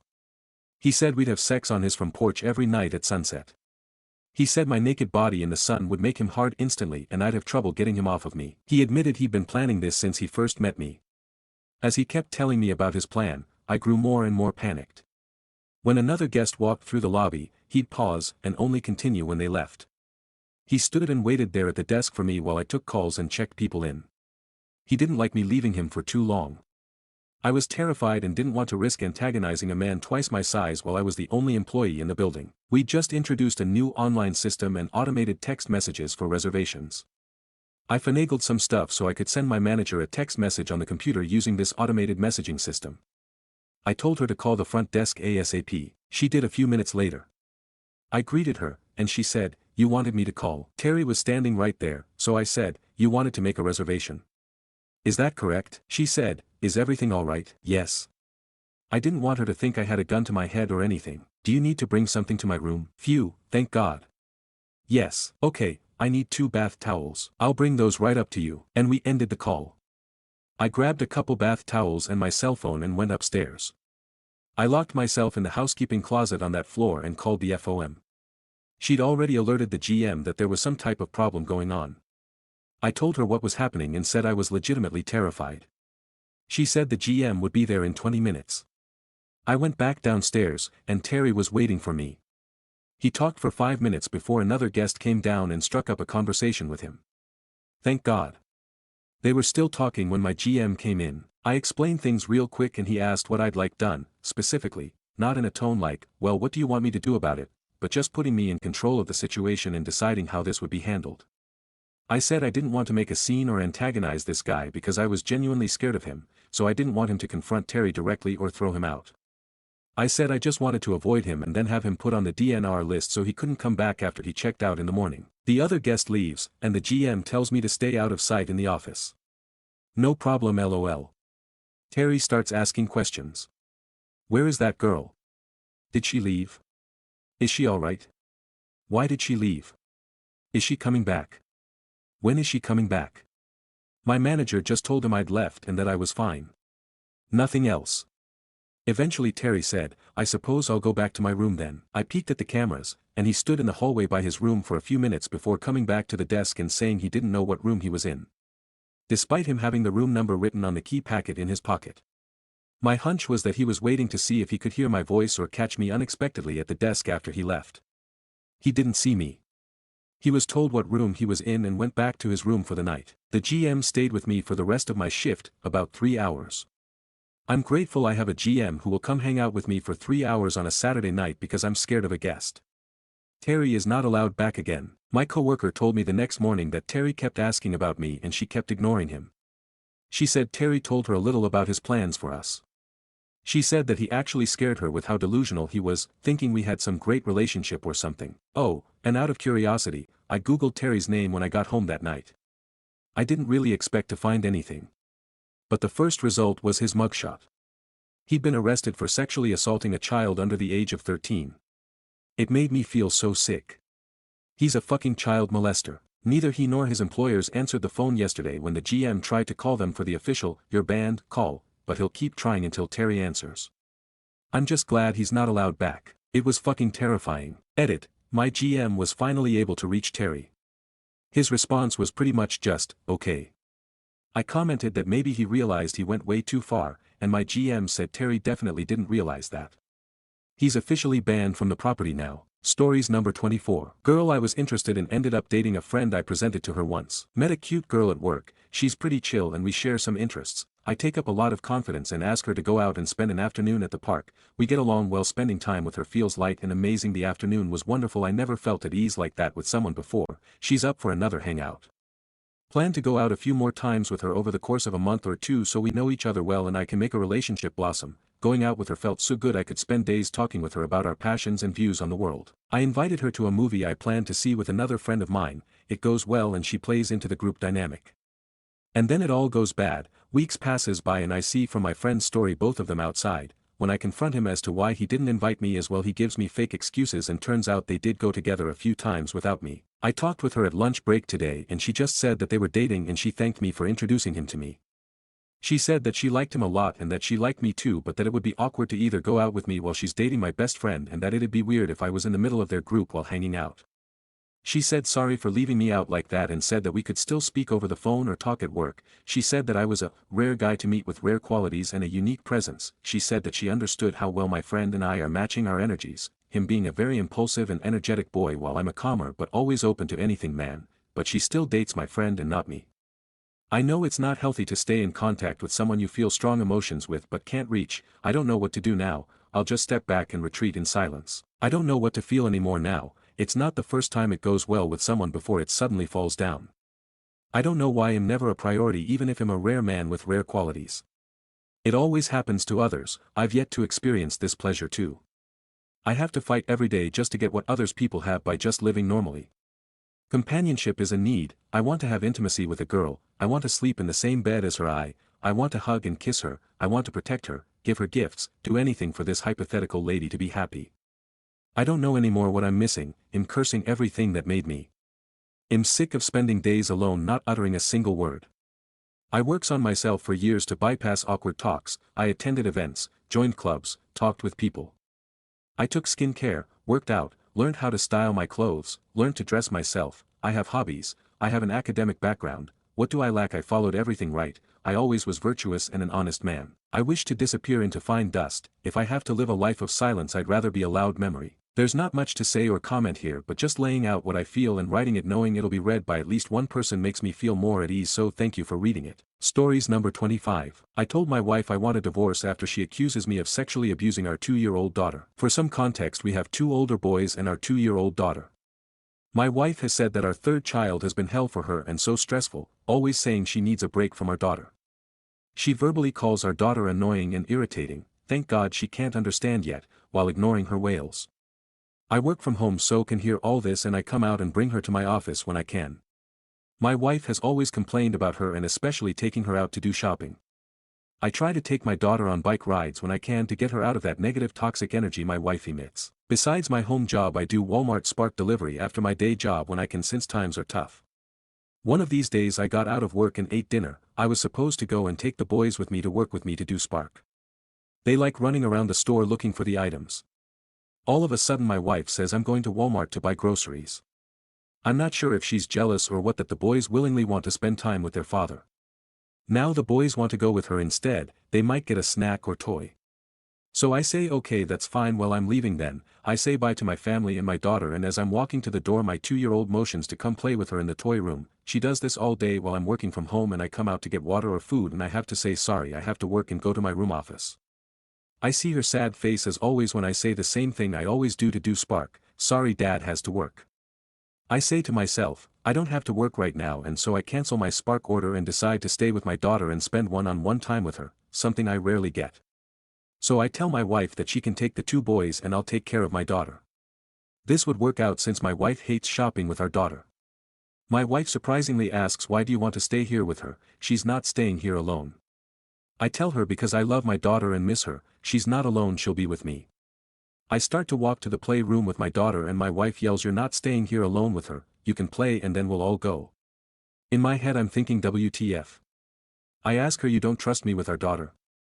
My wife replies no, because when I had a doctor's appointment and she was here alone with you she said it hurt down there. I remember this from a month ago, and I told my wife to take her to the doctor because maybe I didn't clean her poop well, she might have an infection or something can be really wrong since that's not normal. My wife never did and my daughter still randomly said it hurts there a couple times a month. I've told her to take her to the doctor but she still hasn't. At this point I get what she's implying so I blatantly ask. Do you think I'm molesting my daughter? And she just shrugs, I don't know maybe because you were alone and her private parts hurting when I got back. The deepest sadness and anger fill my mind, that my own wife would accuse me of doing that. I go to the closet to change, I'm going to need to leave the house before we start the biggest fight in front of the children. In the past my wife has said we should never have gotten married and I've never agreed with her until now. She comes into the closet and says why you hiding in here, what are you doing? I immediately walk past her and tell her I want a divorce. I get in my car and leave. Has anyone else had this happen? Stories number 26. Aita for telling my wife we either share our Lotto winnings or we separate and I get half anyway. My wife and I are extremely fortunate to have won a decent amount of money from Lotto recently. It wasn't the top prize but it was enough to pay off our sizable mortgage and still have some left over for vacations. The mortgage was by far our biggest weekly cost and with that gone we could both comfortably cut our hours back at work to only school hours and spend some more time with our kids. This was always a daydream we spoke about when we bought Lotto tickets. I assumed this is what we would both do. When we got the money and paid off our house everything almost immediately turned bad. My wife started talking about how amazing it's going to be finally not having to work anymore. I was blindsided by this. Even with the mortgage gone we would still have to work at least school hours to keep our current standard of living, and on my salary alone things would be tight. I asked if she was serious and she said of course, it was her ticket and she gets to decide. This is BS because we both bought Lotto tickets before and when we moved in together we only bought one because two seemed like a waste of money. I tried to reason with her, say she could use some of the extra to take some unpaid leave here and there but she needs to keep her job. When I said, if I'm only working school hours, she absolutely flipped and started accusing me of being a gold digger and ruining this for her, how she deserved it after working so much of her life etc. I asked her for a pause because I was honestly afraid, she's never been like this before. The next few days we tried to have this conversation again but she didn't budge an inch, and when she said, well it doesn't matter now because I'm putting in my notice at work, I lost it and told her I'm not going through with this, if she's not going to share the winnings which is under both of our names I'll divorce her and get half through the house and therefore half the winnings and way. This started another screaming match where she continued to call me a gold digger. I'm absolutely exhausted and lost, I feel like my wife has been replaced by an imposter. I would have preferred not winning if I knew this was going to happen. Stories number 27. Oh my god, leave me alone for just 5 minutes. I have a girlfriend for 5 years now. I love her to bits, I'd do anything for her. She's my special someone and I want to spend the rest of my life with her. Now that I've put things clear, I'll start my vent. Ever since we've been together she always tried to do everything with me as often and as long as possible. Be it brushing teeth, showering, studying, sleeping, eating, literally everything. She always persists that she drives me to and from the station when I go to college classes. For me, driving to her to spend the night together became a norm. Basically, we spend every minute together if I'm not at work or college. So, here's the problem. I should be feeling great about all this. I don't. I'm currently at work until 11 p.m. I can't go to her place tonight because tomorrow I'll have to go to a mechanic, so there's that. My plans for tonight was to just relax, have a beer, play some Minecraft and go to sleep around 1 a.m. since I don't have to wake up early. After a streak of weeks filled with studying, working and spending time with her I'd have some time just for myself to spend entirely alone. Nope. She just texted me that she will come to my place. I feel just so frustrated I can't think straight. About half a year ago I tried communicating to her that I need some time for myself and she didn't take that lightly. All I want right now is some time for myself.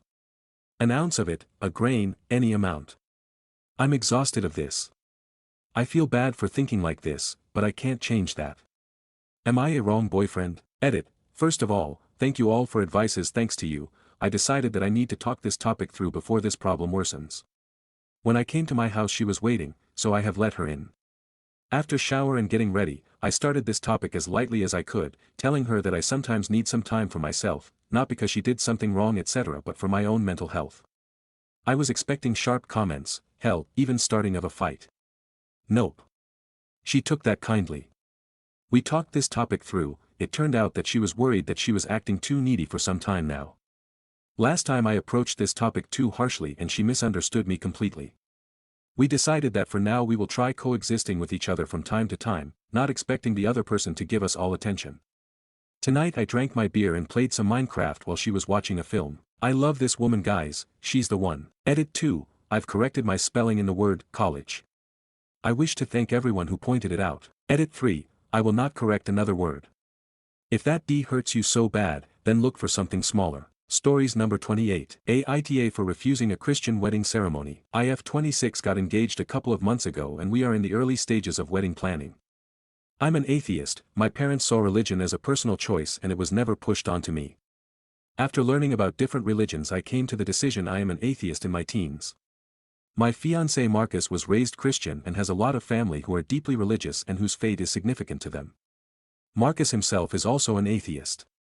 He explains that he realized he was only practicing because of his extremely religious grandparents, and not because he believed in God himself. Because we are both atheists, having a Christian ceremony wasn't even something either of us ever considered. We want one of our friends to marry us, and to have the wedding somewhere outside. Well, his grandparents found out we are not having a Christian ceremony and they have made it clear to him that they are devastated we won't have a Christian ceremony, especially knowing how important their faith is to them, and most of his family. They are trying to get us to agree to have a Christian ceremony, for their sake. Since neither of us are religious, and we know how important this is for them. Marcus and I agree we don't want a religious ceremony, but his grandparents' insistence is getting to Marcus since he has always been extremely close to them. I also hate the idea that this can affect my relationship with my in-laws. So Reddit Aita for standing my ground and refusing a Christian wedding ceremony. Relevant comments. Commenter 1. Do they, editor's note, the grandparents, have a problem with either of you two being atheist?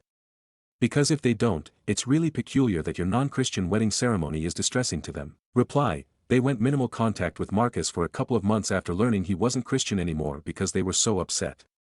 I think, don't have any proof, they wanted him to marry a Christian girl so he would end up going back to being Christian. Who is paying for the wedding? Reply. We are paying for the wedding. My parents had offered to give us money as a wedding gift to pay for the wedding, no strings.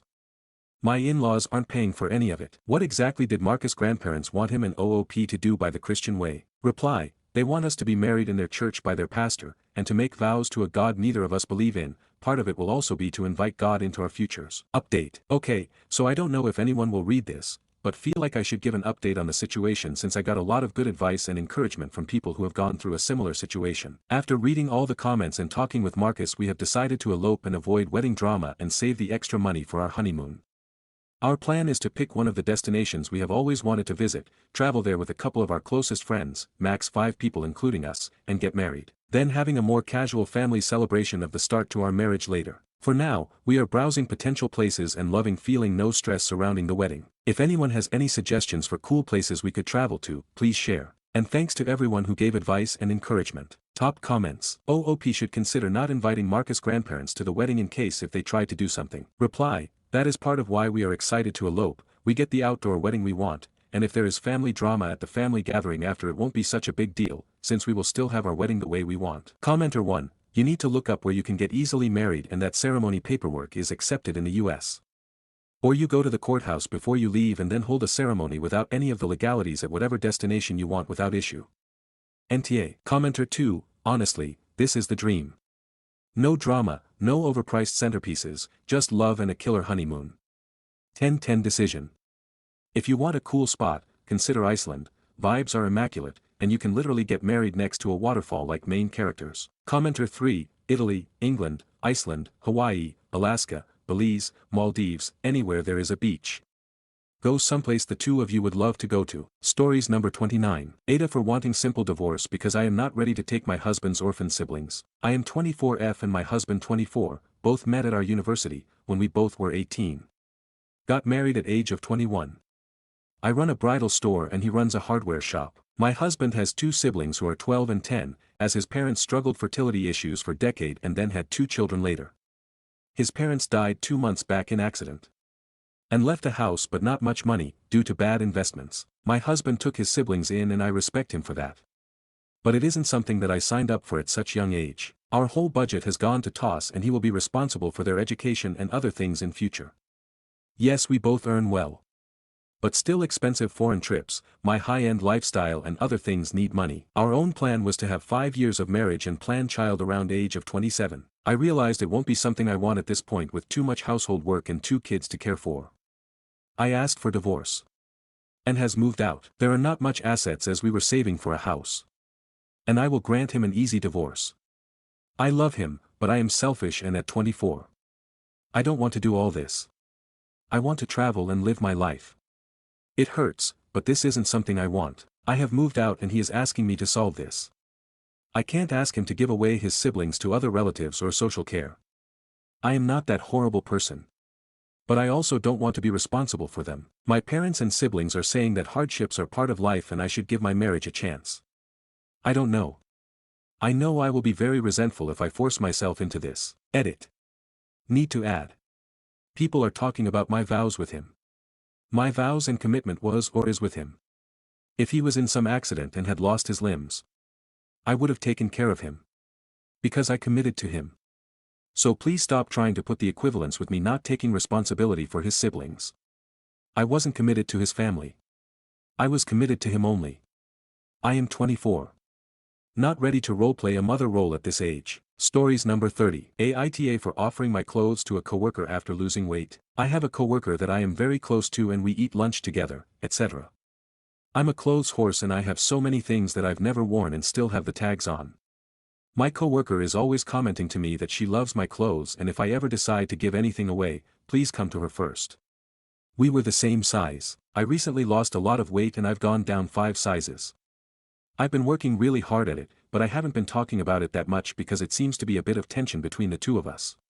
She's never said anything outright, just some passive-aggressive comments about how I'm getting too thin. I just ignore it because a lot of people say that, and I think it's just a result of the shock of me losing weight. I still have about 30 pounds to lose before I even hit the 150 mark, and I'm very short. I'm definitely not too thin, and I still suffer from body dysmorphia, so I don't even think I'm thin at all. I recently went through my clothes, and I have a shocking amount of things that have either never been worn or have been worn once. I really need to work on this addiction. I put them together in boxes, and on my next trip into the office, I asked her if she would like me to bring those in so she could go through them. Her face took on this very shocked expression, and then she said, "Why would you ask me that?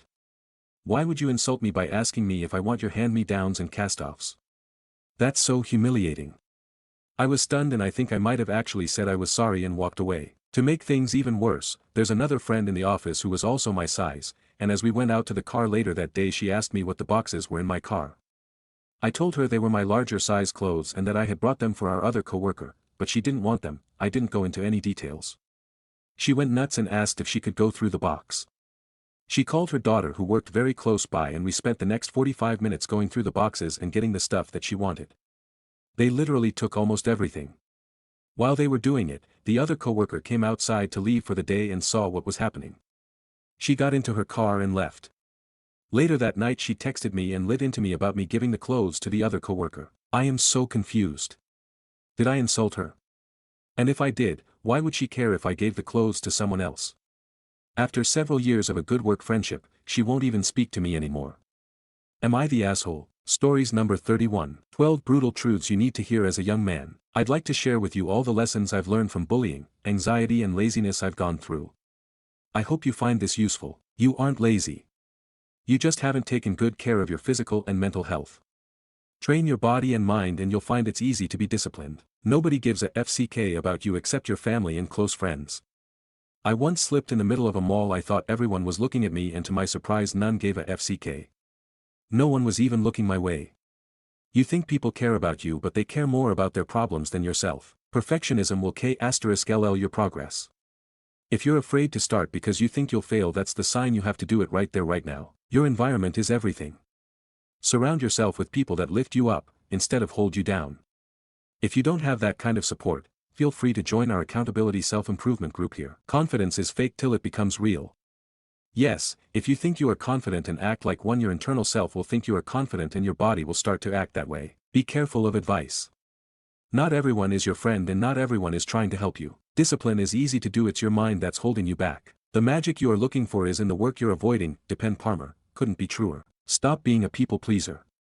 It's the best way to ruin your relationships and self-respect. The thing you're scared to confront about isn't so scary once you confront it. Fear is ironic, it runs away when you run towards it. Most of your friends are not your friends. Most of them are your friends because both of you share the same kind of vice or addiction. Stop doing the vice and you stop being friends. No one will save you. You got to be your own best friend and greatest mentor. Some will help, but with limitations. If you wish to excel, you have to rely on yourself. Bonus, without patience you will never get anywhere. If you expect things to happen immediately, you will be met with disappointment. Stories number 32. My husband, 29M, told me, 29F, today that he feels like I deserve better. I'm 36 weeks pregnant, being induced tomorrow. A little backstory: I have felt like my husband, 29M, has been distant over the past couple of weeks. I, 29F, am currently 36 weeks pregnant with our first baby and am being induced tomorrow. We have been together for 12 years. I approached him today in tears, stating I didn't want to go into the induction tomorrow with him feeling so distant, and asked what was going on. He says for the past 2 weeks it feels like we're roommates, not in a relationship, and I do agree.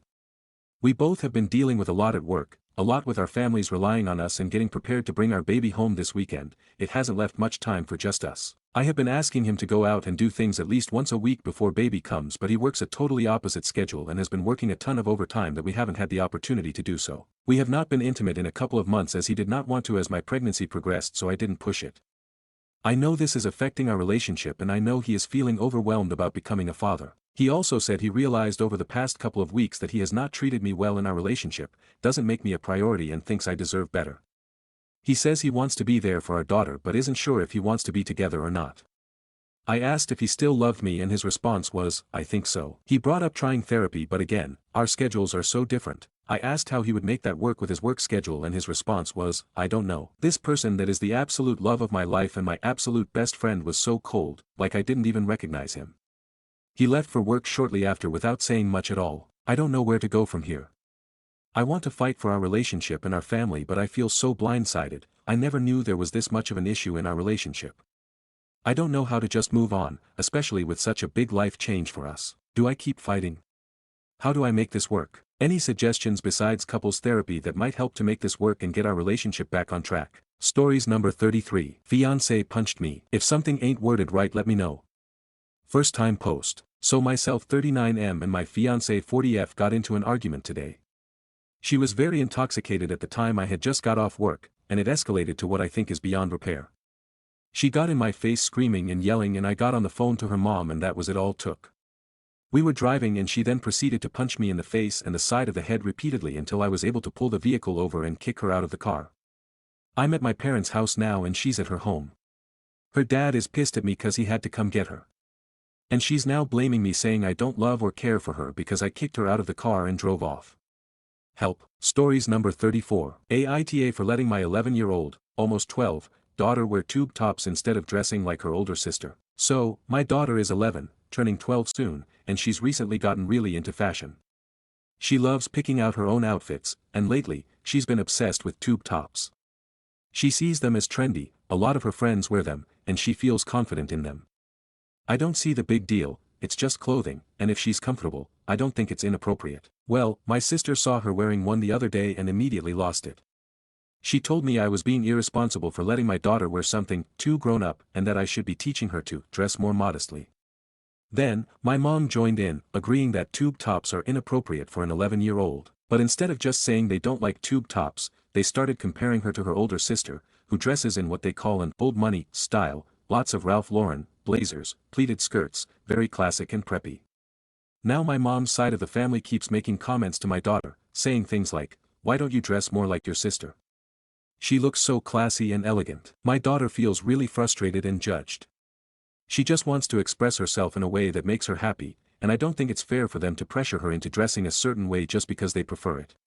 I let her wear what she feels comfortable in as long as it's appropriate for the situation. Aita for letting my daughter dress in her own style instead of forcing her to dress like her older sister. Stories number 35. OOP is strangled by their director, seeks advice on what to do next. So I'm rehearsing for a production currently. It's not quite community theater as it's a new company that has ambitions to become a free educational training program for actors.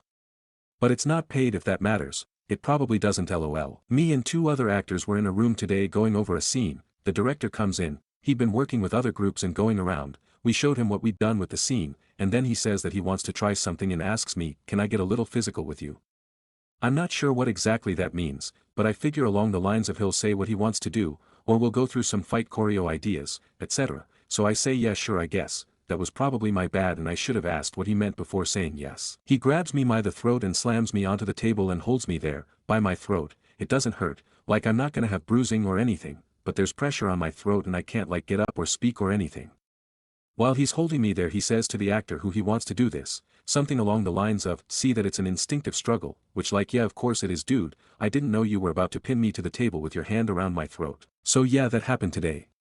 I don't know why but I didn't say anything in the moment, I do want to talk to him about this, and be like, that's not cool, I'm correct that it's not cool right? If it's like industry standard or whatever let me know, but even if it is I still feel like it's fucked. But it's an added complication that me and a couple other cast members were already wanting to talk to him about intimacy. Basically he's cast a 16YO, edit, to be clear, this is not me, but a separate cast member, I am an adult. Opposite a romantic partner who is in her 20s and we want to make sure the 16YO is gonna be safe and that there'll be a coordinator etc, and like I don't know whether to bring both up at the same time, or to make it separate, or how to go about it at all. The rest of us in the cast are adults as far as I know, it's just the one teenager. Or maybe I should just walk. But I do enjoy working with most of the cast so far, and I'm also thinking it might just have been unthinking on his part and he might be super apologetic and never do it again once I bring it up. Where I stand with it all, TBTH I'm still kinda shaken about it. Edit next day, so this actually may have been worse than I thought it was as the front of my neck and throat are sore today, although still no bruising. Thanks so much for everyone's comments, really appreciated and helpful, and also good to know I'm not making mountains out of molehills. Me and a few fellow cast members will organize a meeting with him for before next rehearsal. I'll possibly update y'all next week depending on how it goes. Update 2. Director strangled me. It's been almost 2 weeks since my last post, and while the whole thing isn't wrapped up yet, thought I'd update you as a bunch has happened. I called the co-artistic director founder on last Wednesday, briefly explained the situation, and asked her to set up a meeting between those of us cast members concerned, her, and the director before rehearsal last Sunday. She said she would, and then that evening I and all the cast members I mentioned on the phone received emails asking us to put our individual concerns in writing so they could set up a meeting. After discussion we decided for just one of us to reply and CC everyone else in the concern group, as we shared concerns and were also somewhat worried that they were planning to meet with us individually, which we wanted to avoid. A few hours after that email, the director messages the WhatsApp chat, which has all cast members in it, not just those who had emailed, saying that there'd unfortunately been complaints, that on advice from Equity and their legal rep rehearsal on Sunday was cancelled, and that we were all invited to a meeting instead. Via email he also asked me to write up a numbered list of concerns and act as spokesperson for the group during the meeting. They also removed the 16YO from the WhatsApp group at the same time. Then Sunday morning at 10:30, an hour and a half before the meeting was supposed to happen, he messages the WhatsApp group saying that as some cast members can't make it, it's unfortunately postponed to Wednesday. Which I'm a bit sus about, as they knew on Thursday that people couldn't make it. Also a bit shit as a few cast members including myself have commutes in excess of 90 minutes. Then Tuesday, the co-founder messages the WhatsApp group saying Wednesday doesn't work for a lot of people, so we'll have it on Sunday, today, instead. Then this morning, she messages the WhatsApp group again saying that the director is sick so the meeting can't happen, and they'll be in touch early next week. So today I've made the decision to drop out, although I'm not going to tell them until after the meeting, as I think it puts me in a stronger position to advocate for anyone who decides to stay. I was gonna wait until after the meeting to decide, although felt pretty sure they weren't gonna react in a way that made me feel safe to continue, but the fact it's been postponed 3 times, and also that while the co-founder has sent messages to the line of, "We're listening and taking your concerns seriously," there have been no such messages from the director who made the casting decisions and also assaulted me, makes me just want to walk. Thanks so much to everyone who commented on the original post. I read through every comment several times and it was helpful and also validating that I wasn't going crazy and this was indeed not okay. I do not currently plan to report it, but I have a write-up of what happened co-signed by the actor in the room with me, and have also got an email by one of the directors of my company talking to the effects the incident had on me at work over the last couple weeks. Just in case. To be honest, it had way more of an effect on me than I thought while writing my last post, both emotionally and physically. My neck was sore for like 3 days and I had to cancel a singing lesson, lol. It's also been massively stressful organizing everyone, writing emails, planning to speak at the meeting that keeps getting postponed. On the plus side, I'll win any future, who's the worst director you've ever worked with, pissing contests LMAO. PS also on the plus side, I was offered a role in another show on Friday that's both paid and also looks to be run much better, e.g. there's a contract so that's something to look forward to as well. Comments. Commenter. This is assault against a minor. And he goes for the throat. Given the genes, it's worth pointing out that choking is the #1 indicator that a domestic abuser will kill. This guy needs to be fired or OP needs to get out of this theater. I realize theater people normalize a lot of stuff that others find uncomfortable, but this is way over the line. Reply. Just to make sure things are clear, I am not the minor in question, I'm an adult. The minor is another cast member who, as far as I know, and I deeply hope, has had no physical treatment of this kind. Commenter. You were assaulted. You can still report this. Reply. Yeah, I'm aware that I can, and I do have written evidence of text conversations, emails, etc. lined up in case I need to. It's really just a thing I don't want to go through with all the effort of reporting, potentially going to court, etc. At least not before the meeting. Whenever that happens, there is the chance, even if it's unlikely, that the director's response is along the lines of, "I'm so sorry, I've enrolled myself in training so this doesn't happen again," etc. And if he did respond that way, I wouldn't feel a need to report it.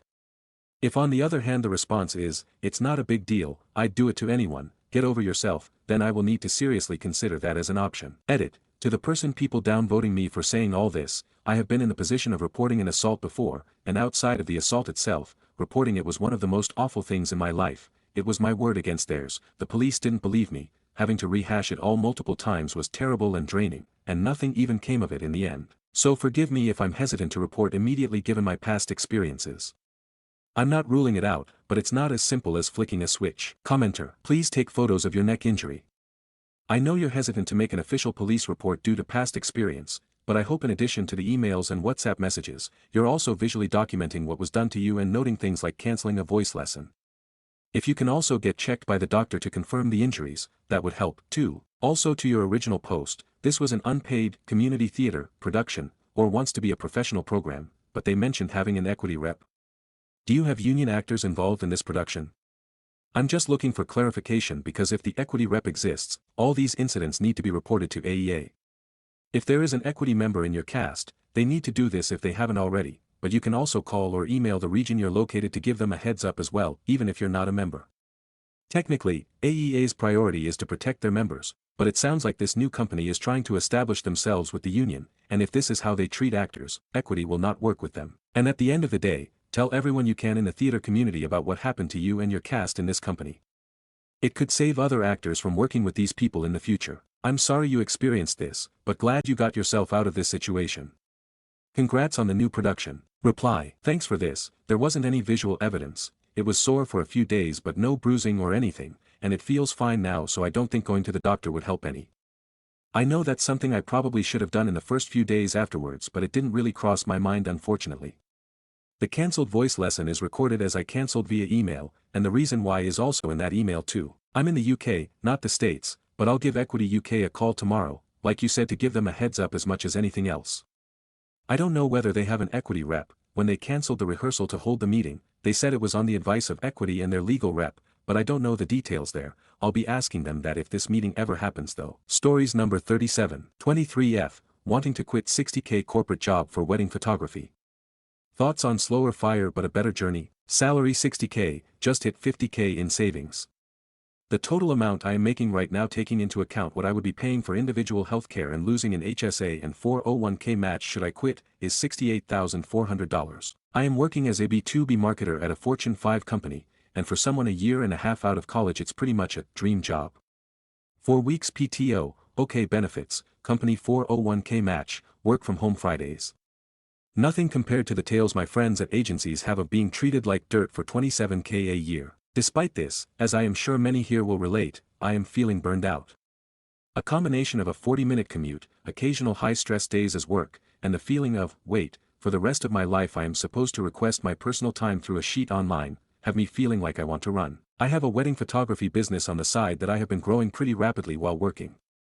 As a catch, 22, it's definitely part of the burnout issue as I am shooting 3 to 4 times a week and the other nights is editing, website development, emails, etc. I have 7 weddings booked next year at $1,700, net after paying a second shooter and expected equipment replacements, and I think I may want to quit my job next June if I can book 25. 25 weddings would put me at $42,500, plus another $34,000 if I work half the year at my current job. I would raise prices along with my experience in marketing after that, aiming to make $70k a year. I am fully understanding that it is unlikely I would ever surpass my earning potential at corporate, but I guess my main question is, has anyone made the jump to a lower paying job that affords you some of what you are looking to do in retirement anyways, booked a wedding in Costa Rica that they fly me to, woo?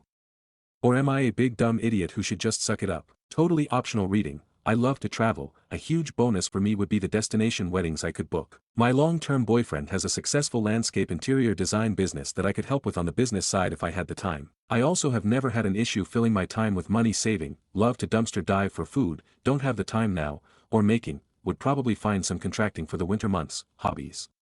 So the downtime in Minnesota winters would be an additional opportunity to make some money or build something new out. Edit, thank you all for your responses. I have read each one, 2 or 3 times, and appreciate all of the first-hand advice, calculations, harsher comments, and especially the DMs from others willing to help. Amazed that so many were willing to take time to help me think through things from all angles. For now I have raised my prices and I will see if that kills my inquiries, and if it does I will be happy with booking up to 15 for next year at the lower price, outsourcing the editing so I have some free time, and staying at my job. Gave my boss a little gift card for being so great and said no to a shoot next week so I can have a night off and I won't touch Lightroom either. Update. A few of you called me spoiled after the first post 9 months ago, and many of you told me I would be an idiot to quit my corporate job. Regardless, I've quit my job and I am done in a month. A lot has happened with my wedding photography business since the post, mostly inspired by the kick in the ass I got over my pricing and expectations for salary. I raised my prices to $3,400 over a few months and my inquiries went down, but my booking percentage actually increased. Turns out people really take pricing as an expectation of quality, works for me. I booked 50k in weddings this year, so it has been 9 more months of balancing the 2 jobs and way too many hours, but the double income has been fabulous. I took some great vacations too, as some suggested. Before I gave my 2 months notice, small team. I matched my salary for 2019, meaning I have 75k booked out but I have about 9k in projected expenses. With senior and family shoots along the way I should end up just under my corporate salary plus benefits, and I can focus on climbing again in 2020. I just hit 6 figures in savings and investments, so I am feeling good about balancing saving for retirement while also enjoying more free time during the week. I am so pumped to read more, work out, edit 100,000 photos, and work for myself. Thank you all again for the advice, and thank you especially to those in the industry that DM'd me and helped me along the way. Relevant comments. Commenter 1. There can be a lot of risk-averse people here and some jealous people as well. As a victim of the grind-it-out culture, I would not give others the same advice. I'm coming around more and more to the idea of, build the life you want then save for it. Making high income but being miserable is not worth it, I speak from experience. You look to be building the life you want and in a risk-averse way. Getting your side hustle profitable first is an excellent way to switch gears to something life-improving. Good work. Reply. Agreed, and thank you. And I don't think any job is perfect. Working Saturdays in the summer missing BBQs to sweat in 100-degree humidity for 11 hours isn't exactly glamorous. But the seasonality and travel opportunities it affords me is enough to make me do a little dance. Commenter 2. Where did you go to work on and learn photography? Congrats. Reply. All self-taught, and by that I mean a lot of YouTube and shooting constantly. I've never even second shot a wedding, which is on my list for next year to get the experience. But there are so many resources online. All of the weddings that I shoot I use a second shooter, or basically an assistant. They get important shots along with me, like the first kiss, as both a second angle and an insurance policy. Most photographers who want to shoot weddings start by second shooting because you can get the practice without the pressure. Shooting with another photographer is a goal of mine because you get to see how others work and communicate with their clients. Funnily enough, you could also take more time for creative shots like in that article, double second shooting. How did OOP get their first clients? Craigslist. The first weddings I charged $500 to $750 and the couples had zero expectations. I made sure of that. They were smaller casual weddings and I still love the photos surprisingly. I ended up doing senior photos for the daughter of my very first couple at the same price as I did their wedding. Commenter 3. That's amazing. How did you push yourself into the market? What steps does one need to take to gain clients? Reply. Coming from a marketing field and not having the time to grow SEO or go crazy on Instagram, I chose to pay for advertising. I use the Knot and I have heard conflicting reports, but it has been amazing for me. I have spent a good amount of time experimenting with my response emails and messing around with pricing. The blessing of not knowing if I was going to quit was that I wasn't depending on a steady stream of income from photography and had time to try things. Commenter 4. Congrats on escaping corporate America. I was at a wedding this weekend and got talking to the guy operating the photo booth. Seems like investing in one and offering that as an add-on service is quite lucrative. This one was sold as a package deal with the photography team. Reply. That is genius. My boyfriend is pretty handy so we could make it cute too. I have seen some do converted camper vans as a booth, but I think even a more simple setup would sell well. Commenter 5. A handful of props and you will be ready to go.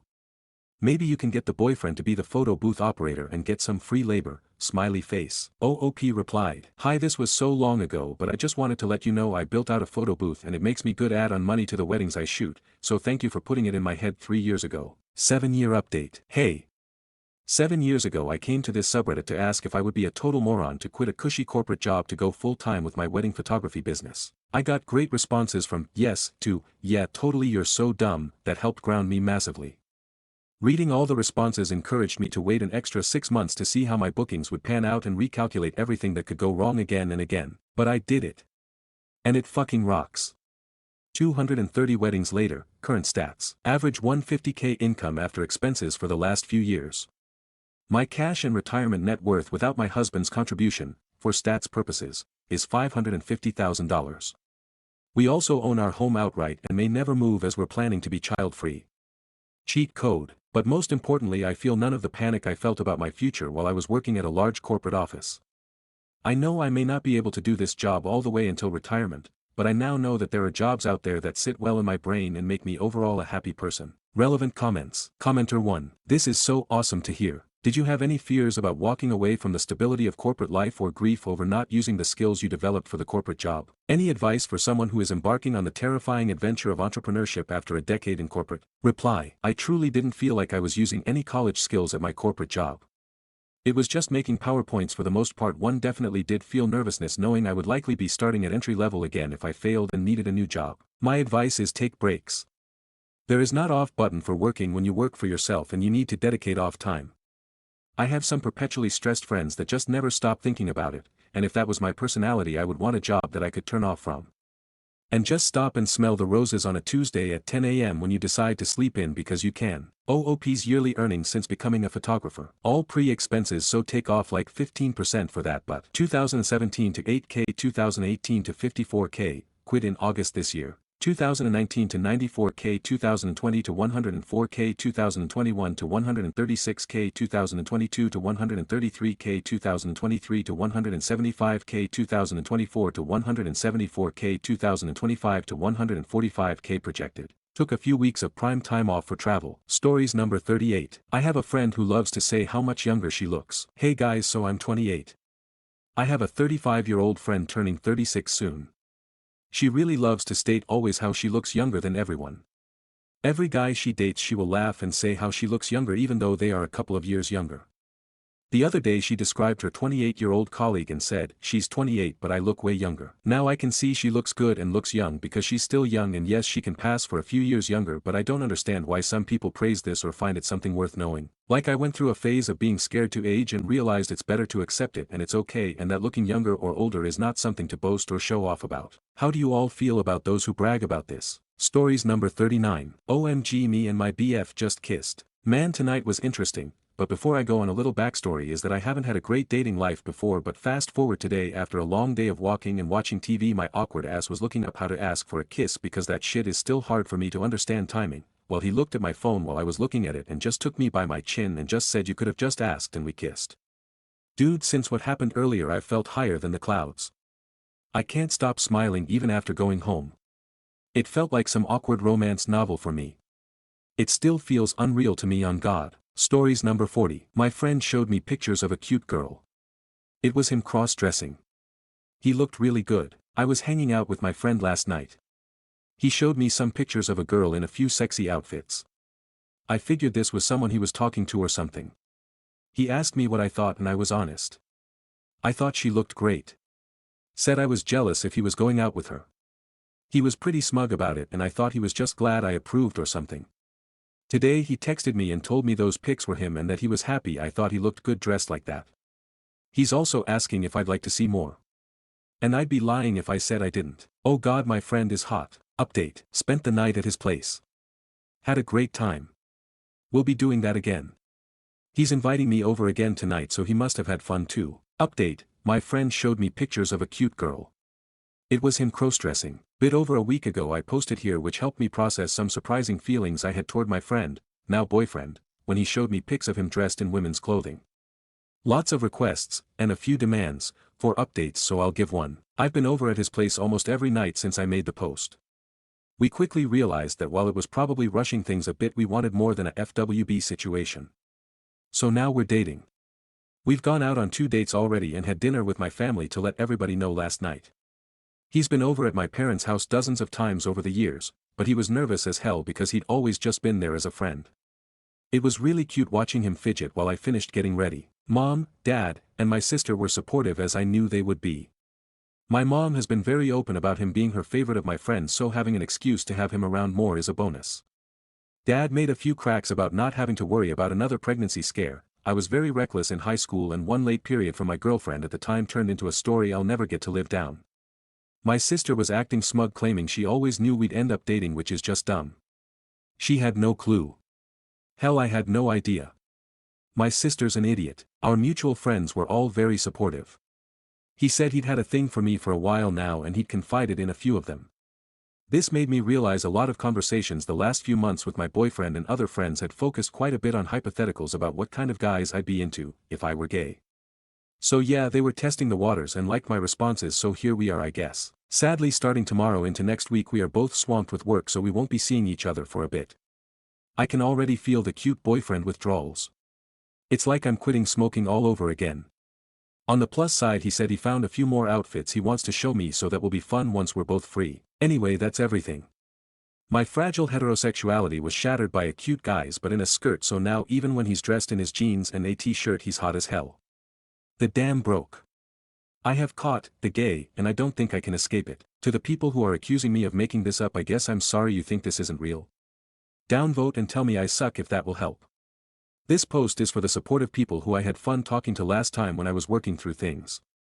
If you get some enjoyment from tearing me down, then I'm glad I could help you too. Stories number 41. Get the hell out of my car. So this only just recently happened, so it's a bit of a mess. Anyways though, I work at a taxi company. Specifically, I am the dispatcher. I always come into work early because that's who I am and it's become routine. I drive into the parking lot and am sitting in my car for maybe about 2 minutes, looking at my phone briefly and eating my morning wrap when, wouldn't you know it, some random dude opens my car door and sits down inside. Without skipping a beat, this guy, who will be referred to as R, for rando, but you can use any other descriptor that starts with R, says, "Hey, going to Tim Hortons on King Street. Let's go." Immediately my reply is, "Who the hell are you?" "What, R, come on, does it matter? I gotta get going. Just head to the Tim's." Me, still confused, sitting in my clearly personal car with none of the taxi logoing, no. Get the hell out of my car, damn it.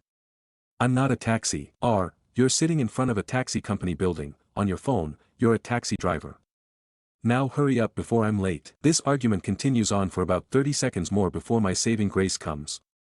Clearly I was being a bit loud, yelling to get this lunatic out of my car, that Redenko, who can only be described as 6 feet 3 inches, 250 pounds, and looks like he knows how to turn your body into 3 different forms of pasta, knocks on the window the lunatic was on. Redenko, in their Serbian accent after the window was rolled down, "The hell is going on here?" R, the dumbass won't drive me. Me, looking at Redenko, who knows me quite well, yeah.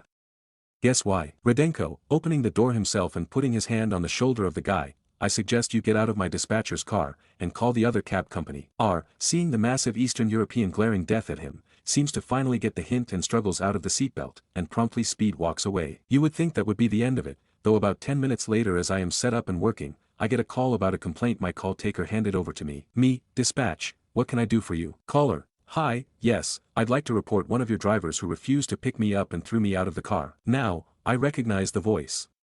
I realize it's the rando. Though it seems they don't recognize mine. Our phones are quite old and I've been mistaken for the opposite gender a few times even. Alright, what car number is it? I said. R, oh, I didn't get one. Me, alright. What's the color and plate number? I look out the window by now and see the rando is back, now investigating my car and its plate. R, proceeds to describe my exact car. By now I was considering if what I was about to say would potentially be worth my job. After a second I decide it would be, and open the window beside me fully, looking down at him. Me, yeah, no, if you look up and see you can tell that car is in fact mine, and you hopped in it for no reason. Thank you for calling, your number is going to be blacklisted. This prompted him to look up to see me waving at him and him quickly ending the call and storming off away. I don't know if this is going to be a problem in the future, though considering how much the owner of the company likes me, I doubt it will, smiley face. Edit to those who are mentioning that doors should be locked. I was in the parking lot and had my car in park. My car unlocks all the doors when you shift into park, and I was only sitting there for a short time. I was intending to get out of the car because, unsurprisingly, I was there to work. Not just sit in the parking lot because I find it fun, lol. Stories number 42. My brother, 13, touched me, 11, and he still continues to touch me, 18, 16. My brother touched me while I was sleeping in my bedroom. I was just 11 years old and he was around 13. My parents were in the living room. I had no idea about these stuff, but it made me feel sick. I woke up and asked him what he was doing, but he left immediately. I'm proud that I didn't freeze. I wasn't able to sleep for several months. I didn't tell my parents because I don't have that kind of relationship with them and they probably won't trust me. After so many years, when I thought it was over and he understood his mistake, I again caught him trying to touch me, but when I opened my eyes he left the room quickly. Sometimes I notice him hovering around my room and I think he still wants the chance to touch me. I don't understand why would he do that. He was all fine before adolescence. We literally grew up together. It feels like he doesn't even feel guilt abt doing these. I thought he did that mistakenly because we both were small at that time, but he is now 18 and I'm 16. I feel so helpless because I can't even share this to anyone. But how I'm even supposed to stop this? He acts completely normal around others and also around me, but when he thinks I'm sleeping he acts like this, smiley face. I don't want to ruin my family environment. My parents aren't that understanding. If they find this out they will probably beat him to death or blame me, but I can't even tolerate this. I think he already knows I know, but this is also not making him stop. What if things get worse? I'm afraid he has porn addiction. The cycle has returned again and I feel like someone is watching me while sleeping or around me even if there's no one. Sometimes I feel like he deserves so bad for what he has done to me, and again I feel so sympathetic for him. I'm so sorry, but I just can't imagine my brother like this. I really love him. But also, how TF it's okay to not do anything. How long will I pretend to be okay? It feels like I'm allowing to do this to myself, smiley face, but what to do. Edited. Thanks for all your advices and support. I never thought I'd be able to share this to anyone. But now what to do. I won't keep this to myself anymore. I will try my best and take necessary steps. He won't get away. Just BCZ, he's my brother. Stories number 43. Neighbor has dementia and won't leave us alone. I know from the title, I sound like a pretty terrible person. Our neighbor can't help the situation he is in, but we never signed up to be caretakers. We have lived next door to David for over a decade. He's always had memory issues, but for the last year or so it has gotten exponentially worse. David is about 70, lives alone, has kids but does not have relationships with them, has brothers but does not have a relationship with them. The only family member he still talks to is his sister, who is older than him and is not local. David has been kind to us but can also lose his temper at the drop of a hat. He comes over multiple times a day for various things: help with his phone, borrowing tools, moving plants, always forgetting that he had already been at our house 4 X's before. He repeats himself, has almost zero short-term memory, is looking more and more disheveled. When he's not coming over he's flagging us down on the road, and keeps us there chatting for like an hour. If we shut our gate, he jumps it. If we tell him we're busy he disregards it. We live in a rural area, we each have about 10 acres, David still acts like he's capable of caring for the property, like felling trees. He often injures himself with his chainsaw doing that. He once started a fire to burn out a tree stump and it burned clear to the road and our property line before being put out by neighbors. One time he was working on his truck and used a steel pipe for leverage, it slipped and he sliced his forehead open. He needed a forehead of stitches. I am not just concerned about him burning down our house property, but I'm concerned about him injuring himself or worse, by trying to do things he shouldn't be doing. I've been in contact with his sister. Due to health issues and distance, there's only so much she can do. Our rural county doesn't have any services. Right now it's all his neighbors, especially us, who are ensuring that he's okay. 2 weeks ago he was driving his truck in the city and plowed into the back of another car.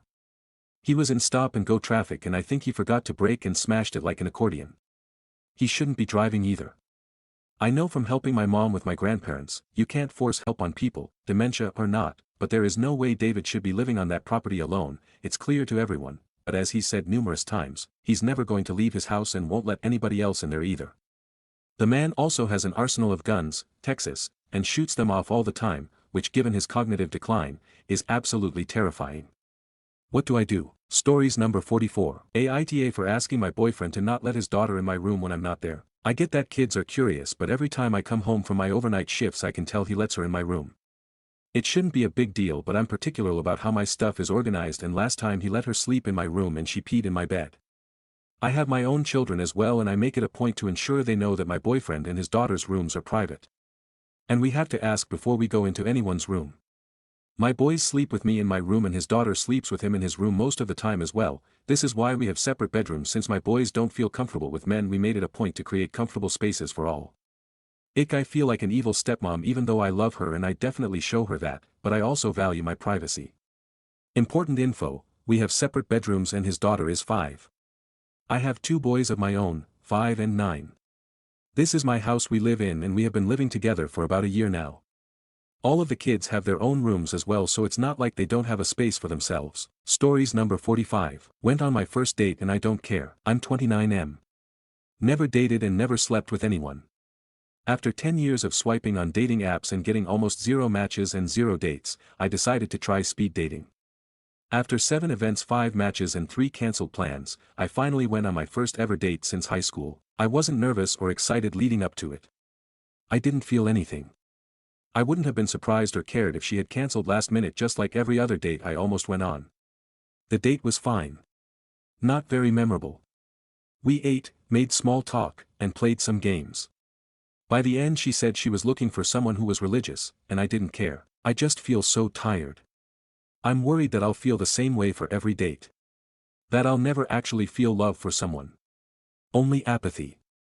I'm worried that the part of my brain that can feel love and excitement has atrophied from the years of being alone. How can someone love me if I feel that way? Who would want to be with someone like that? I don't know what to do anymore. I think I might be alone for the rest of my life and I'm caring less and less for if that comes true.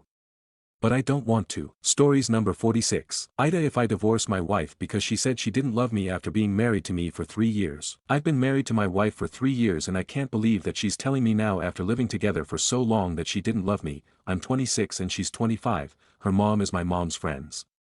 Our moms introduced us to each other and after we got to know each other for almost 7 to 8 months we agreed to marry each other. I was living happily with her, she's a housewife and I'm the working male so I never suspected her to not love me and she's just been tolerating me this whole time. About 2 weeks ago my wife told me that she has a confession to make and asked me if I would listen to her with an open mind. I told her that whatever it is that she needs to tell me, I'll listen and find a solution to her problem because I'm her husband. She told me that when we got married she didn't really love me enough to get married to me. She got married to me because she found me a suitable partner for her. She told me she was still in love with another man when she was married to me and she couldn't get over him after he ditched her. She told me that over time she started falling for me and she loves me now more than anything because I am more of a man than her ex ever was for treating her bad and leaving her without a thought, while in the opposite I take care of her and work hard for her and loved her unconditionally. I kept listening and after she was done I asked her why did she tell me this all, what was she trying to achieve. She says she feels guilty for not telling me the truth. She felt that she was betraying me by marrying me but still loving some other man and the guilt was eating her for more than a year.